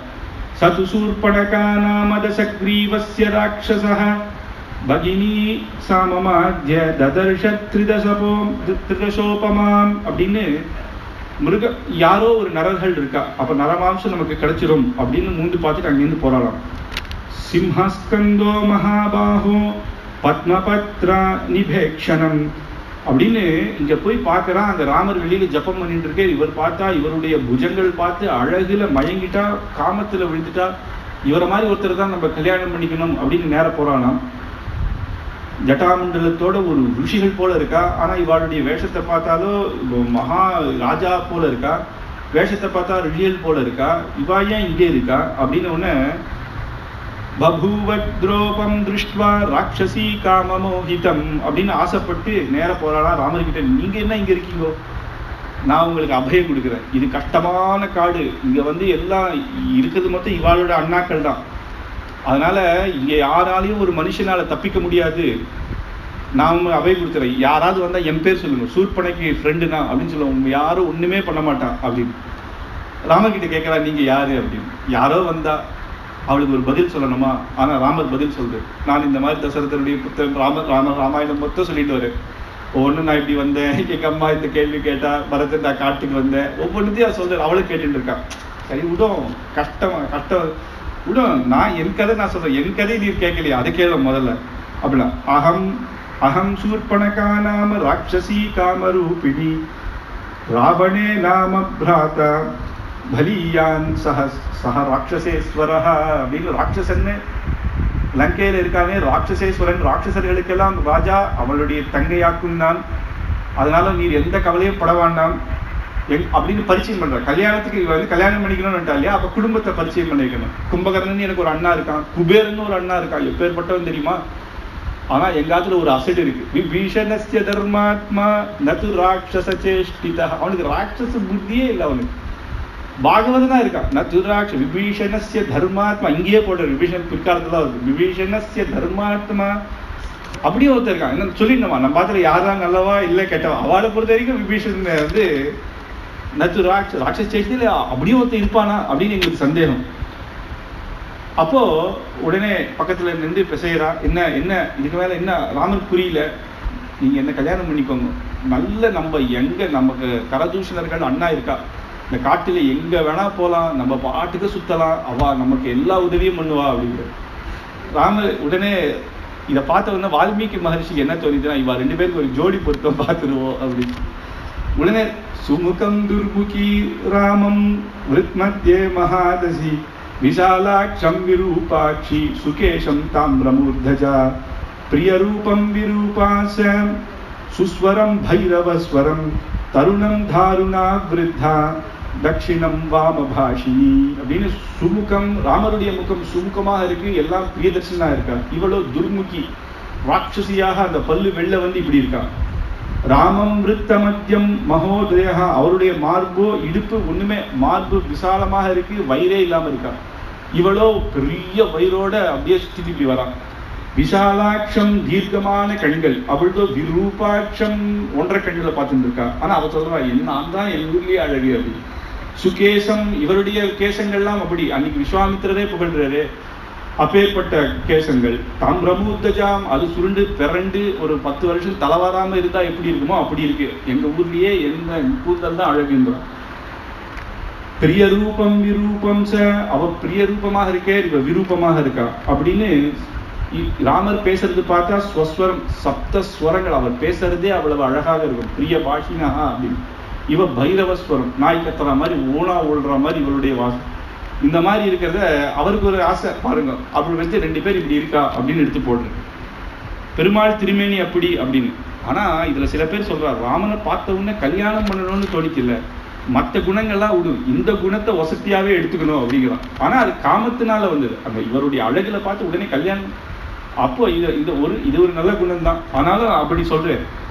லக்ஷ்மணர் கிட்ட இவர் சொல்றாரு, ராமர் பா எனக்கு ஏற்கனவே கல்யாணம் ஆயிடுச்சுப்பா, அவதான் என் மனைவி. சீதா அங்கேன்னு பாக்குறவா, இவர் காலங்காலத்தா சும்மா யாரோ வந்தவரோட பேசிட்டு, சரி போட்டோம், அவர் பாட்டுக்கு பேசட்டும், நம்மளை டிஸ்டர்ப் பண்ணாம இருந்தா சரி, இதை பண்ணியா அதை பண்ணியான்னு கேட்காம இருந்தா நம்ம பாட்டுக்கு பண்ணிட்டு இருக்கலாம் அப்படின்னு சீதா இருக்கான். காட்டின உடனே சொன்னாலாம் சூர்பனக்க, இவளா அவன் மனைவி, ஐயோ ஒல்லியா இருக்காளே, ஒண்ணுமே பண்றதுக்கு லாய்க்கு இல்லாம இருக்காளே, நான் எப்படி இருக்கும்போது என்ன கல்யாணம் பண்ணிக்கு வரோம் அப்படிங்கிறா. உடனே ராமர், பேடா இது காலக்காத்தால வந்து இப்பதான் பரதனெல்லாம் பத்தி பேசினோம், கல்யாணம் பண்ணிக்கோன்னு சொல்றாளே, சரி நான் ஒன்று சொல்றேன், என் தம்பி ஒருத்தர் இருக்கான், ஸ்ரீமான் அக்யுதஸ்ய அபூர்வகா, அவனுக்கு ஒரு குறையான், சீதாராமருக்கு தான் நான் கைங்கரியம் பண்ணுவேன்னு சக வைதேகியா அப்படின்னு சொல்லிதான் எல்லா கைங்கரியமும் சர்வ கைங்கரியமும் நான் பண்றேன்னு வந்தான். ஆனா மன்னிக்கு பண்ண முடியல, தலிக்கு பண்றேன்னா மன்னி ஒத்துக்க மாட்டான், இதெல்லாம் நீங்க பண்றது கிடையாது, நான் தான் பண்ணுவேன். பெருமாளுடைய துணி துவைக்க போட்டோம், தாயாருடைய துணி எடுத்துனா இதெல்லாம் நீ துவைக்க கூடாது, நான் தான் துவைப்பேன் அப்படின்னு சீத்தை ஒரு இடமும் கொடுக்க மாட்டேங்கிறான். பள்ளிக்கு நான் தான் பண்ணுவேன், இது நான் தான் பண்ணுவேன். லக்ஷ்மணருக்கு அந்த கஷ்டம் இருக்கான், சே நம்மளும் தர்மபத்னியோட வந்திருக்கலாமோ, அப்போ ஒருவேளை அவ சீதைக்கு பண்ணியிருக்கலாம். அதனால 2 பேரும் அந்த தம்பதிகளுக்கு பூர்த்தியாக கைங்கரியம் பண்ண மாதிரி ஆயிடும். இப்படி பண்ண முடியலையேன்னு நினைச்ச ராமர் என்ன நினைச்சா, ஒருவேளை அவருக்கு கல்யாண ஆசை ஒரு ஸ்திரீயோட இருந்தா கைகரியம் பண்ணுவாளோ என்னவோ அப்படின்னு அவன் நீ போ லக்ஷ்மணனை கேளுன்றான். லக்ஷ்மணன் கிட்ட போன விட லக்ஷ்மணன் ராமரோட இன்னும் அழகா இருக்கிறவர் பார்த்தா வா ராமரோட இவர் இன்னும் அழகா இருக்காரு, இவர் தனியா வேற வந்திருக்காரு சார் அப்படின்ட்டு லக்ஷ்மணன் கிட்ட போய் கேட்கிறான். உங்க அண்ணா சொல்லிட்டு சம்பந்தம் பார்த்து வச்சுட்டு என்ன கல்யாணம் பண்ணிக்கோ அப்படின்னு. உடனே அவருக்கு கோபம் வந்துருக்கு. நானே தாசனாக வந்திருக்கேன், என் மனைவியே நான் கூட்டுன்னு வரல, ஏன்னா நான் என்னுடைய கைக்கரித்து பூர்ணமா பண்ண முடியாது. தாசபாவம் தெரிஞ்சாதான் உனக்கு புரியும். நீ என்னவோ எங்க போலாம், நம்ம ராஜா மாதிரி சுத்தலாம், அங்க இங்கேயும் போலான்னு சொல்ற, இது உனக்கு எனக்கு ஒத்து வராது, அவரையே வேணா ரெண்டா கல்யாணம் பண்ணிக்க சொல்லு, சும்மா என்ன மாட்டி விட்டுறாரு அப்படின்னு திருப்பி அனுப்பிச்சா. கோவம் வந்துட்டாள். இவர் பார்த்தா அவர் சொல்றா, அவரை பார்த்தா இவர் சொல்றா, நீ என்ன ராட்சசி, நான் இந்த அரசன் எனக்கு எப்பேற்பட்ட அண்ணாக்கள் இருக்கா, என்ன நீ அவமானப்படுத்துறியா அப்படின்னு. இதுல ராமாயணத்துல உத்தரகாண்டத்துல இவளுடைய கதை வரும், சூர்பனகையோட கதை. சூர்பனகை ராவணன் ஆச்சரியமா கல்யாணம் பண்ணிக்கிறான், தங்கதான். ஆனா சூர்பனகையோட பர்த்தா என்ன பண்றான்னா ராவணனையே எதிர்த்து பேசிட்டா. அவள் கோவம் அவனை வதம் பண்ணிட்டான். அன்னிலேருந்து ஓன்னு அழுவானாம் ராவணன் கிட்ட, என் வாழ்க்கையை நீயே கல்யாணம் பண்ணி வச்சு நீயே எனக்கு எடுத்துட்டியேன்னு தர்பாருக்கெல்லாம் ஓன்னு அழுவானாம். இந்த ராவணன் அவன் பயங்கரமான ராட்சசன், ராட்சச குலத்துல பெரிய ஆள், அவன் வீரன். இந்த அழுகையை கேட்கவே முடியல, டெய்லி ஒரு அழுகையை கேட்க முடியல. அவளுடைய தம்பிகள்ல ஒருத்தர் கரதூஷணர்களை கூட்டான். 14,000 ராட்சசர்களை நான் ஜனஸ்தானத்துல உங்களை வைக்கிறேன், நீ இவளை பார்த்துக்கோ, இவ என்னெல்லாம் கேட்கிறாளோ இவளுக்காக நீ பண்ணு, எந்த மாம்சம் கேட்டாலும் அவள்கிட்ட கொடுத்துரு, என்கிட்ட கொண்டு வந்துடாது. இவ அழகு பார்த்தாலே அபசகுணமா இருக்கு, என்கிட்ட நீ கொண்டு வந்தீங்கன்னா உங்களை நான் அடிப்பேன். அவ என்ன நினைக்கவே கூடாத அளவுக்கு அவளுக்கு என்ன வேணுமோ அத்தனை சௌகரியமோ அங்கேயே நீங்க எல்லாம் பண்ணி வச்சிருந்தோ அப்படின்ட்டாங்க. அதனாலதான் அங்க கரதூஷணர்கள் அங்க இருக்கா. இவ இதெல்லாம் சொன்ன உடனே கோவம் உடனே என்ன பண்ணா, என்னையே நீ அவமானப்படுத்துறியா, எங்க கரதூஷணர் அண்ணாக்கெல்லாம் எப்படி இருக்கா, இந்த சீத்தைனாலதானே நீங்க இப்படி பண்றீங்க, சீத்தையை கொண்டுட்டா அப்ப நீங்க என்ன பண்ணுவீங்கன்னு நேர சீத்தையை போய் நேர போய் போய் கழுத்தை பிடிச்சிட்டாலாம் கொலை பண்ணதுக்கு போறா. சீதைக்கு ஒண்ணுமே புரியல. திடீர்னு கத்துறேன்னு உடனே ராமர் கத்துறே, சீதா சக துர்தர்ஷாம் அப்ரவீத் காமமோஹிதம் அப்படின்னு போய் க்ரூரைஹி அன்றைஹி சௌமித்ரே பரிஹாச கதம் சன அப்படின்னு, லக்ஷ்மணா இது க்ரூரமான ஒரு ராட்சசி, இதுங்கிட்ட நம்ம விளையாட்டா இருந்துட்டோம். இது என்னன்னா நரமாம்சத்தை சாப்பிடுவேன், சீத்தையவே வதம் பண்றேன்னு இருக்கு, வதம் பண்ணா வதத்துக்கு திருப்பி வதம் தான் பண்ணணும், இவளை நீ இது பண்ணின உடனே அத்தியுத்திய கட்கம் மூக்கையும் காதையும் வெட்டிட்டாரான், கட்டியாரு. கொலை பண்ண வந்தவளுக்கு கொலை தான் தண்டனை, இருந்தாலும் ஒரு ஸ்திரீ கொலை பண்ணக்கூடாதுன்னு மூக்கையும் காதையும் வெட்டிட்டார். உடனே இவளுக்கு ஒவ்வொன்று கோவம் வந்தது. கரதூஷணர் அண்ணா கிட்ட போய் சபையில போய் ஒவ்வொன்று அழறான். அழறவ என்ன சொல்லியிருக்கணும், நம்மளா தானே சொல்லியிருப்போம், இந்த மாதிரி 2 துஷ்டர்கள் வந்தா என் மூக்க காதை வெட்டிட்டான்னு தானே சொல்லணும். ஆச்சரியமா ஸ்லோகம் பண்றான்.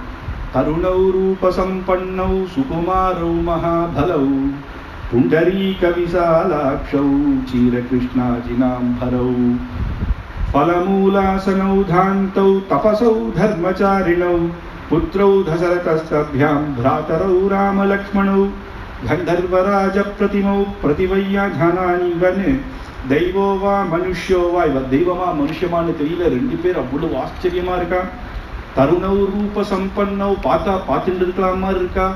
கல்யாணம் பண்ணிக்கணும்னு எனக்கு ஆசை வந்துருச்சு, ஆனா என்னை அவமானப்படுத்திட்டா, எனக்கு தான் பாக்கியம் இல்லை அவளோட சேரத்துக்கு, ஆனா என்னை அவமானப்படுத்திட்டா, நீ ஏதாவது பண்ணு என்ன அப்படின்னு சொல்லி என்ன இது பண்ணு அப்படின்னு ஸ்தோத்திரமே பண்றாளா ராமர், அப்பேற்பட்டவர் அப்படின்னு. அப்போ புத்திர தசரதருடைய குமாரர் அப்படின்னு சரி அழகா ராவண வேற சொல்லி வச்சிருக்கான், எதுவா இருந்தாலும் நீங்க பண்ணிடுவீங்க, ஏதாவது சொன்னா பண்ணிடுன்னு. சரி என்ன பண்றதுன்னு சதுர்தச ராட்சசா 14 பேர் ராட்சசர்கள் அனுப்பிச்சாங்க. இப்பதான் 14 பேர் அப்படி அனுப்பிச்சா. உடனே இவ ஓடி ஓன்னு அழறாங்க. திருப்பியும் என்ன ஆச்சு இப்படி பண்ணிட்டு, அவளை நான் வதம் பண்ண சொன்னேன், என்னம்மா இப்பதான் அனுப்பிச்சிருக்கேன், அந்த 14 பேர் எப்பயோ ராமன் கொண்டுட்டு நீ என்ன பண்ணிட்டு இருக்க அப்படின்னோன்னா கரதூஷணர்களுக்கு இன்னும் 14 ராட்சசர்களையே வதம் பண்ணிட்டாளா, அப்போ இவாளை நம்ம சாத ருஷிகளாக நினைச்சிட்டோம், இனிமேல் இருக்கக்கூடாதுன்னு 14,000 ராட்சச சைன்யங்கள் அத்தனையும் கொண்டு வரானாம். சதுர்தச சதுர்தச சஹஸ்ராணி ராட்சசாம் பீமகர்மணாம் ஏகஸ்ய ராமோ தர்மாத்மா கதம் யுத்தம் பவிஷ்யதி அப்படின்னு அந்த பக்கம் 14,000 ராட்சசர்கள், ஒரு ஆயுதம், அவளே சூலம் ஈட்டி கட்கம் அதெல்லாம் வச்சிருக்கா. இவர் ஏகஸ்ய ராமோ தர்மாத்மா, ஒரே ராமன். லக்ஷ்மணர் சொல்றாரு, லக்ஷ்மணனுக்கு துருதுருன்னு இருக்கு, அண்ணா நீ இங்க நான் போறேன், நீ மன்னிய பார்த்துக்கோ, நான் போறேன், ராட்சசர்கள் நான் யுத்தம் பண்ணிட்டு வரேன் அப்படின்னு. அர்த்தாதிக முகூர்த்தம் அப்படின்னா ஒரு முகூர்த்தத்துக்கு 3 மணி நேரம், அர்த்தாதிகம் 1.5 மணி நேரம் தான். அந்த 1.5 மணி நேரத்தையும் 14,000 ராட்சசர்களையும் ஒண்ணும் இல்லாம சின்ன பின்னமாக்கிட்டாராம். அங்க வந்து என்னன்னா தேவர்கள்லாம் மேலேந்து பாக்குறா, ஆஹா எப்பேற்பட்ட யுத்தம், 14,000 ராட்சசர்கள், இந்த ராமர் ஒருத்தர் மட்டும் போறேரு, என்ன பண்ண போறேன்னு, ஒரு தேவனாவது கீழே வந்தானா அப்படிங்கிறது. ஆனா குலசேகர ஆழ்வார்னு ஒருத்தர் இருந்து ஆச்சரியமான, அவர் ராம பக்தர், ராமாயணம் படிச்சுட்டே இருந்தாரா ராஜா. அவர் கரதூஷண யுத்தத்துக்கு போறாளா அப்படிங்கிற உடனே தன்னுடைய சைனியத்தை கூட்டாரு, வா எல்லாரும் போலாம் யுத்தத்துக்கு போலாம் அப்படிங்கிறதா. அவளுக்கு சுவாமி இது எப்பயோ நடந்த கதைன்னு சொன்னா ராஜா இருந்தா கோபம் வந்துடும், சரி வாரும் போலாம் அப்படின்னு அத்தனை சைன்யமும் கிளம்புறாங்க. நடுவில் ஒரு பாகவதர் வந்து இதெல்லாம் நடந்து கரதூஷணம் ஆகி பட்டாபிஷேகமே ஆயிடுச்சுன்னு தான் திரும்பி வந்துடும். அப்படி அந்த ஒரு வெறி ராமன் மேல அவ்வளவு பக்தி. அப்போ அந்த யுத்தத்துக்கு போனவுன்னா பாக்குறா எல்லாரும் சுத்திட்டா, மேல கீழே ராட்சசர்கள்லாம் ஆகாசத்திலேருந்தும் யுத்தம் பண்ணுவா. அந்த சண்டை எப்படி இருந்ததுன்னா, சக்ரீகிருத்ய சராசனம் தளதளா குர்வான் சுவர்ணாஞ்சனம் முஞ்சன் திக்ஷு விதுக்ஷு கஞ்சன பிருதா புங்கானு புங்கான் சரான் சுவாமீனः கரசேனயா நிகிலயா சாகம் சமீக்ஷதௌ கிருப்தாக்ஷித்வா புஜான் சிரஸ்சரண்ய க்ரூரௌ பரிக்ரீடிதே அப்படின்னு ஆகாசத்திலேருந்து தேவர்கள் பார்க்கும்போது சக்ரீக்ரியா ஒரு சக்கரம் போல தன்னுடைய பானத்தை வச்சு சுத்தறார். ஏன்னா 4 பக்கமும் இருக்கு. அவர் வேகமாக காலை வச்சு ஒரு சுத்துறார். அந்த பானம் இப்படி சுத்தும் போது மேலேந்து பார்த்தா பானம் சக்கரமாக தெரியறது. நடுவுல சுதர்சன ஆழ்வார் போல இவர் இருக்கார். அந்த சுதர்சன சக்கரம் சுத்தும் போது ஜுவால வருமே, அப்படி அந்தந்த பக்கமும் ஒரு பானம் எடுக்கிறார்.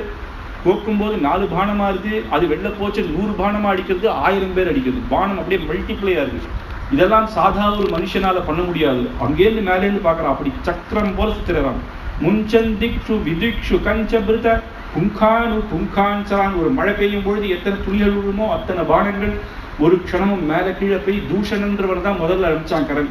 தூஷணனோட 14,000 2 பேர் தான் அங்க வெளில இந்த யுத்தத்தை பார்த்துட்டு இருக்காங்க, கரணும் திரிசிரஸ் அப்படின்னு. மற்ற அத்தனை பேரையும் எல்லாரையும் 1.5 மணி காலம், அது 1.25 மணி நேரத்துல அடிச்சு தள்ளிட்டு அதுக்கப்புறம் திரிசரஸ் போறான். நான் அவன் அடிக்கிறேன். அவனுக்கு 3 தலை உடையவன். ஒரு நிமிஷத்துல ஒரு வெட்டில் பூச்சி வந்து எப்படி மழை பெய்யும் போது அது வந்து லைட்டில் விழுந்து அதுவே சாகும், ஒரு நெருப்புல விழுந்து, அந்த மாதிரி அவன் வரான். ராமர் முன்னாடி வந்தான், தன் 3 தலையும் கிள்ளி போட்டு. உடனே கரண் வரான். கரண் வந்து அந்த 1.5 மணி நேரத்துலயும் 10 நிமிஷம் கரண் வந்து வாதம் பண்றான். ராமன் சொல்றே, எத்தனை மகா பாபங்கள் பண்ண, இத்தனை ரிஷிகளை நீ ஒருத்தனா இருந்து இம்சை பண்ண, அவ உன்னை என்ன பண்ணா, நீ இத்தனை பண்ணதுக்கான தண்டனை தான். அவள்லாம் உன்னுடைய மித்திரர்கள், உன்னுடைய இவாள்லாம் ராட்சசர்கள் எந்த லோகத்துக்கு போவாலும் உன்னையும் நான் அனுப்புவோம், மரியாதையா இரு, இல்லைன்னா திருந்து அப்படிங்கிற. உடனே அவன் சொல்றான், சும்மா பேசாதீங்க, யுத்தம் பண்ணி காட்டி என்ன ஜெய்யும் அப்படிங்கிறான். ஐயோ இத்தனை பேர் அடிச்சுமா உனக்கு புத்தி வரல, நீ அடி அப்படிங்கிற உடனே கரணியும் வதம் பண்ணி அந்த 1.5 மணி நேரத்துல அத்தனை யுத்தமும் முடிஞ்சு திரும்புறான். கர்மாலங்கம் விருத்திது கர்ணம் அப்படின்னு கரனுடைய யுத்தம் ஆயிடுது. தேவர்கள் ரிஷிகள்லாம் ரொம்ப சந்தோஷப்படுறா. அஹோ வீரிய மகாதக்ஷம் விஷ்ணு ரிவஹி திருஷ்யதே. எல்லாரும் சொல்றா, சாட்சாத் விஷ்ணு தவிர இந்த மாதிரியான யுத்தம் யாரும் பண்ண முடியாது. அவரை பார்த்தா ராமர் விஷ்ணுவாகவே தான் அன்னைக்கு காட்சி கொடுத்தார், ராமனாக இல்லை அப்படின்னு. ததோ ராமஸ்து விஜயி பூஜ்யமானோ மகரிஷி அப்படின்னு எல்லாரும் ரிஷிகள்லாம் வந்து புஷ்ப வருஷம் பண்ண, மேலிருந்து தேவர்கள்லாம் புஷ்ப வருஷம் பண்ண, சீதாதேவி ஓடி வரலாம். தன் திருஷ்ட்வா சத்ருஹந்தாரம் மஹர்ஷீனாம் சுகாவஹம் பபூவ ஹிருஷ்வ வைதேஹி பர்த்தாரம் பரிஷஸ்வஜே அப்படின்னு. தம் திருஷ்ட்வா சத்ருஹந்தாரம், சத்ருநாசனம் ஆயிடுத்து, விநாசாய சதுஷ்கிருதம் தர்ம சம்ஸ்தாபனம் மஹர்ஷீனாம் சுகாவஹம். மகர்ஷி எல்லாம் சுகமா வச்சாச்சு. 14,000 பேரோட யுத்தம் பண்ணணும்ன்றது அவ்வளவு சுலபம் கிடையாது. இவருடைய மார்பிலும் நிறைய அடிபட்டிருக்கு. இவரோ அப்படியே மார்பெல்லாம் ரத்தம் வருது. சீத்தை பார்த்து ஓடி வந்து, எப்படி ஒரு தண்ணி தீர்த்தமே இல்லாம தவிக்கிறவனுக்கு ஒரு கங்காஜலம் தீர்த்தம் கிடைக்கிறதோ அந்த மாதிரி சீதாதேவி வந்து 4 புறமும் வந்து ராமனை அத்தனை ரிஷி மண்டலத்து நடுவுல வந்து ரிஷிகள் இருக்கான்னு கூட பார்க்காம அப்படியே கட்டி பிடிச்சு பபூவ ஹிருஷ்வா வைதேஹி பர்த்தாரம் பரிஷத்வஜே அப்படின்னு வெயில்ல வரவனுக்கு ஒரு நிழல் போல ராமன் அந்த யுத்தம் பண்ண வந்தவனுக்கு ஒரு சமாதானமாக சீத்தை வந்து கட்டி பிடிச்சாலாம். இப்படி எத்தனை ரிஷிகள் மத்தியில கட்டி பிடிக்கலாமா அப்படின்னு கேட்டா, அதுக்குதான் சொல்றாரு, மகாலட்சுமி அவதாரம் பண்ண உடனே அங்க நிறைய தேவர்கள் இருந்தா. நேர போனா இப்ப வந்து மகாலட்சுமி யாருக்கு சுயம்பரம், யாருக்கு இப்ப மாலை போட போறான்னு ஒவ்வொரு தேவர்களும் பார்த்துட்டு இருக்கா. ஆனா நேர போய் சாட்சாத் மகாவிஷ்ணுவான பகவானுக்காகவே நான் அவதாரம் பண்ணேன்னு மாலையிட்டா. இட்ட உடனே பகவான் வக்ஷஸ்தலத்தை காட்டுறாரு. அத்தனை பேர் நடுவில் வக்ஷஸ்தலத்துல போய் உட்கார்ந்தான். அன்னைக்கு போய் உட்கார்ந்தாலே இத்தனை பேர் இருக்காளேன்னா மற்ற அத்தனை பேரும் ஸ்திரீ. புருஷன்றவன் சாட்சாத் பகவான். அத்தனை ஸ்திரீ மத்தியில ஒரு ஸ்திரீ போய் தன்னுடைய பர்த்தா பக்கத்துல உட்கார்றதுக்கு இது பண்ண தேவையில்லை. அதனால அவன் ஒருத்தனே புருஷோத்தமன் அப்படின்னும்.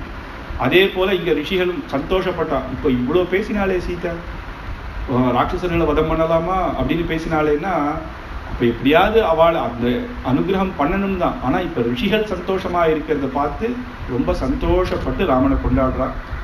இதுல அகம்பனன்னு ஒருத்தன் மட்டும் தப்பிச்சாலும். இதுல 2 பேர் தான் தப்பிச்சா. 14,000 ராட்சசர்கள், அதுக்கப்புறம் 2 பேர். அகம்பனன்னு ஒருத்தனும் சூர்பனக்கே ஒன்றும் பண்ணல. இந்த அகம்பனன் நேர ராவணன் கிட்ட ஓடுறான். ஜனஸ்தானஸ்திராஜன் ராட்சசா பகவோ ஹதாக அப்படின்னு இந்த ஜனஸ்தானத்துல ஹதஸ்தானமாக்கிட்டே ராவணன் கிட்ட போய் முதல்ல சொல்லணும். இவாள்தான் ராவணனுக்கு உறவுக்காரா எல்லாரும். கரஸ்ய நிஹதா சங்கே கதம் சிதமாகதா அப்படின்னு ஜனஸ்தானத்தை பிணஸ்தானமாகவே ஆக்கிட்டான்னு ராவண சபையில வந்து, ராவணா நான் உனக்கு ஒன்று சொல்ல போறேன், இதை கேட்டனே நீ அதிர்ச்சியை என்ன எதுவும் பண்ணக்கூடாது அப்படிங்கிற. சரி சொல்லு, என்ன வந்த சொல்லு அப்படிங்கிற. புத்ரோ தசரதாஸ்தி சிம்ஹசம்ஹானனோ யுவா, ஒரு சிம்ஹம் போல ஒருத்தன் இருக்கான், தசரதனுடைய புத்திரனான். அவன் ஒரு யுத்தம் பண்ணான் பாரு. ராமோ நாம பிருஷஸ்கந்தோ, விருத்த நீண்ட தோள்களோட ரிஷஸ்கந்தோ அப்பேற்பட்டவன். பித்வா வேளாம் சமுத்திரஸ்ய அப்படின்னு சமுத்திரத்தையே வத்தளிச்சிக்கக்கூடிய சக்தி இருக்கு அவனுக்கு. பூமியே பிளக்கக்கூடியவன், சூறாவளி காற்றையே நிறுத்தக்கூடியவனாக இருக்கான். அவன் பான வருஷம், நான் பானத்தை அவன் எங்க எடுக்கிறான்னு எனக்கு தெரியல, எப்படி போடுறான்னு தெரியல, அவ்வளவு வேகமாக இருக்கு. கம்பனே சொல்றேன் இல்லையா, சொல்லுக்கும் கடிய வேகத்துன்னு நான் சொல்றேன் கேட்கறது, அதுக்குள்ள என்ன கேப் இருக்கு, அப்படி இருக்கு. பானம் வருஷம், ஒரு பானம் 4ஆவது. இந்த மாதிரி யுத்தத்தை நான் பார்த்ததில்லை. ராவணா நீ கூட இந்த மாதிரிலாம் யுத்தம் பண்ண மாட்டேன்னு அவனுக்கு மகா கவர்ந்தது. யாரா 14,000 ராட்சசர்களையும் பதம் பண்ணானா யார் இவன்? யார்? ஒருவேளை இந்திரனோ, என்னுடைய சத்ருவோ, பிரம்மாவோ ருத்ரனோ யாரோ? அதெல்லாம் பிரம்மாவோ ருத்ரனோ கிடையாதுப்பா, சாதா மனுஷன். அவன் மனுஷனுக்கு எப்படி இப்பேற்பட்ட கரதூஷணம் ரொம்ப சாதாரணவா கிடையாது அப்படின்னு சொல்றான். உன்ன சொல்றான், பாரியா தஸ்யே தமோலோகே சீதா நாம சுமத்தியமா. அவளுக்கு தர்மபத்னி சீதேன்னு இருக்கா, மகா தேஜஸ்வி. அவருக்கு தேஜஸ்வி அந்த சீதை தான். ரமயா அப்படின்னு வைவதேவி கந்தர்வி நப்சரா நாபி தானவி. அவ வந்து தேவதை கிடையாது, கந்தர்வி கிடையாது. அவளை வந்து சூரியனுக்கு எப்படி பிரகாசமோ, சூரியன் பிரகாசத்தையும் பிரிக்க முடியாதோ அப்படி இருக்கா. நீ அந்த சீதையை நீ எப்படியாவது கொண்டு வந்துரு, அப்ப அவனுக்கு தேஜஸ் போயிடும், அவனுக்கு கவலை வந்துடும், அப்படி சுலபமா அவனை யுத்தம் பண்ணலாம். ஆனா நேர போய் சண்டை போடலான்னு நினைக்காத, உன்னால முடியாது அப்படின்னு சொல்லிட்டுறான். அப்ப ராவணன் பாக்குறான், என்னடா இது இப்பேற்பட்டவன்னு. உடனே எல்லாரும் முன்னாடியும் இல்லாம கமுக்கமாக மாரீச்சன் கிட்ட போறான். மாரீச்சன் ராட்சசன் வந்து நம்ம ஏற்கனவே பார்த்தோம், தாட்டகா வதம் முடிஞ்சு சுபாகுவை வதம் பண்ணிட்டேர், ஒருத்தனை மட்டும் விட்டுட்டேர், அவனை அடிச்சு தள்ளிட்டேர், பயந்து ஓடிட்டான். அந்த மாரீச்சன் வந்து அவனுக்கு எல்லாமே தெரியும், அவன் தான் அங்கே இங்கேயும் போயிட்டு இருப்பான். அதனால இவனுக்கு தெரியாத ஒருத்தர் இருக்காது. இப்ப ராமர் யாருன்னா இவனை கேட்டா நமக்கு தெரிஞ்சிடும். சொந்த மாமா ராவணனுக்கு. நேர மாரீச்சன் கிட்ட போறான். மாரீச்சன் கிட்ட போய் கேட்கிறார். முதல் தடவை, 2வது வாட்டியும் மாரீச்சன் கிட்ட போறார். மாரீச்சன் ராவணன் வரான்னு தெரிஞ்சிருமே, அவர் வந்து எப்போ என்ன வேஷமானா மாறிப்பான். சாதாரணமா மாரீச்சன் போலயே வருது. வந்த உடனே ராவணன் கிட்ட கேட்கிறார், என்னப்பா ரொம்ப சந்தோஷம், ரொம்ப நாள் ஆச்சு உன்னை பார்த்து. சந்தோஷமாவது, நம்ம அண்ணா கரதூஷணர் எல்லாரும் போயிட்டான், 14,000 பேர் ஒருத்தர் வதம் பண்ணிட்டானா. அப்படியா, யாரு அப்படின்னு. ராமன் ஒருத்தர். ஆஹா ராமனா, நீ எதுக்கு இப்ப நீங்க வந்து அதை சொல்லு முதல்ல அப்படின்னா. இப்ப என்ன, ராமனை எப்படியாவது ஒழிச்சிடணும், திருப்பி நம்ம சண்டை போட வேணாமா, நமக்கு எவ்வளவு பெரிய அவமானங்கிறான். நான் சொல்றேன் கேளு, மரியாதையா திரும்பி போயிடு. உனக்கு தெரியாது அவனுடைய சக்தி. அவன் குழந்தையா இருக்கும் போதே என்னை அடிச்சு ஓட விட்டுருக்கான். வேண்டாம், நான் சொல்றது கேளு. உனக்கு யார் இது அக்கம்பன, நான் அவனை முதல்ல அனுப்பு, லங்கையிலேருந்து அவனுக்கு கொண்டு வெளியில விஷயமே தெரியாது போயிடும். என்ன இதை நீ உனக்கு அவமானம் நினைச்சுக்காது, அவன் முதல்ல போட்டு. இல்லைன்னா நீ உனக்கு இல்லை, உன்னுடைய ராட்சச சமூகத்துக்கே பெரிய நாசம் வரும். 14 வருஷம் வனவாசத்தில் இருக்கேன்னு சொல்றாரு. இன்னும் 1 வருஷம் தான் அவர் போயிடுவார்.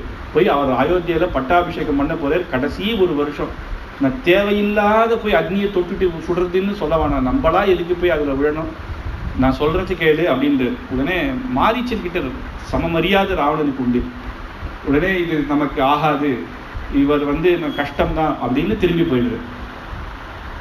திரும்பி போனவொடனே சூர்பனகைக்கு ரொம்ப கோபம் வந்தது. அகம்பனன் சொல்லியும் ராவணன் ஒண்ணும் பண்ணலன்னா அப்ப தங்கைக்கு மேல இவ்வளவுதான் பாசமா அப்படின்னு நேரம் ராவணன் சபைக்கு போறான். சபை ஆத்துல திட்டினா அது வேற, சபையில எல்லாரும் முன்னாடியும் திட்டினா பெரிய அவமானம் ராவணனுக்கு வந்துடும். என்ன பண்றேன் பாரு அப்படின்னு அப்பதான் அவன் போவான். ஏன்னா தங்கைனால அண்ணாவை எப்படி உசுப்பேத்துறன்றது அவளுக்கு தெரியும் இல்லையா. அப்போ ஒன்னா போறா, போய் திட்டுறா. ஒரு நீலா ஒரு ராஜாவா, ஒரு ராஜா எப்படி பரிபாலனம் பண்ணணும் தெரியுமா? அவ சொல்றான், ஒற்றனை வச்சிருக்கணும். உன்னுடைய இடத்துக்கு ஒருத்த வந்து உன்னுடைய ஆள் அடிக்கிறான், இது கூட உனக்கு விஷயம் தெரியாம இருக்கா? உன்னுடைய இடத்துக்கு யார் உள்ள வரா யார் வெளில போறான்னு ஒற்றனை வச்சு நீ பார்த்து தெரிஞ்சுக்க வேண்டாமா? சத்தியத்தை தான் சொல்றான். இப்படிதான் இருக்கணும் ஒரு ராஜா. உன்னுடைய நாட்டுக்கு எது ஆபத்தா இருக்கு, இன்னைக்கும் இருக்கு இல்லையா? நம்மள எவ்வளவோ பாரத தேசத்துல இதுக்குன்னு ஒரு செக்ஷன் இருப்பான், இதெல்லாம் நம்ம தெரிஞ்சுட்டே இருக்கணும். அப்ப இதெல்லாம் நீ தெரிஞ்சுக்க வேண்டாமா? ஒருத்தர் உள்ள வந்திருக்கான், 14,000 ராட்சசர்கள் வதம் பண்ணியிருக்கான், நீ பாட்டுக்கு இங்க உட்கார்ந்துட்டு இருக்க அப்படின்னு. உடனே ராவணன் வந்து இப்படி அவமானப்படுத்தினோடனே நம்ம வந்து திருப்பி இல்ல நான் மாரீச்சன் கிட்ட கேட்டேன்னு சொன்னா சபையில அவமானம். அப்படியா 14,000 போயிட்டாளா, யார் அது அப்படின்னு கேட்கலாம், தெரியாத மாதிரி. ராமன் ஒருத்தன் அப்படியே எப்படி கரதூஷணருக்கு சொன்னாலோ அதே மாதிரி ராமரை ஆச்சரியமா வர்ணிச்சு அப்பேற்பட்டவன் புஜபராக்கிரமன் இத்தனையும் சொன்னான். இப்ப புரிஞ்சிருச்சு. அகம்பனன் போய் சொன்னா ராவணன் மதிக்கல, சீதையை தூக்கிட்டு வா ராவணனை அடிச்சிடலான்னா இவனை போகமாட்டான். உடனே சொல்றா, சீதா நாம வராரோஹா வைதேஹி தனு மத்தியமா நைவதேவி ந கந்தர்வி ந யக்ஷி ந கிண்ணரா. இவ வந்து தேவதை இல்ல, கந்தர்வா இல்ல, சாதா மனுஷல். ஆனா அவ்வாளோட என்ன அழகு தெரியுமா? ராவணா, உன் பக்கத்துல ராஜசபையில காணி நீயும் சீத்தையும் உட்கார்ந்தா அப்படியே எப்படி இருக்கும் தெரியுமா? ஸ்ரீமன் நாராயணர்களே தோத்துருவாளாம் அப்படி அப்படின்னு ஆசையை கலப்பி விட்டா. அவ்வளவு அழகுன்னு ஒண்ணு இவனுக்கு. அப்பா அவ்வளவு அழகா. தத்து திருஷ்டுவா வைதேஹி பூர்ணய விபானனம் அப்படின்னு அண்ணாவை என்ன சொன்னா அவருடைய வீக் பாயிண்ட் அவளுக்கு தெரியும். என்ன சொன்னா இது பண்ணுவான்னு. அவ உன்னோட பட்டாபிஷேகம் பண்ணி நீங்கள் இருக்கணும் அப்படின்னு சொன்ன உடனே ராவணன் வந்து பார்க்கறான், அகம்பனனை பார்க்க. ஆமா, 14,000 பேரை வதம் பண்ணது வாஸ்தவம், நீ எங்கேருந்து நீ எப்படி தப்பிச்சு வந்த அப்படின்னு கேட்க. அப்ப சூர்பனகிட்ட சொல்றான், நீயே ராமரை போய் பார்த்த, நீ எங்க உன்ன முதல்ல எப்படி இந்த சம்பந்தம் வந்தது? நான் போய் பார்த்தேன், அவர் அழகா இருந்தார், கல்யாணம் பண்ணிக்கிறாங்க, என்ன எடுத்து கூட பார்க்கல.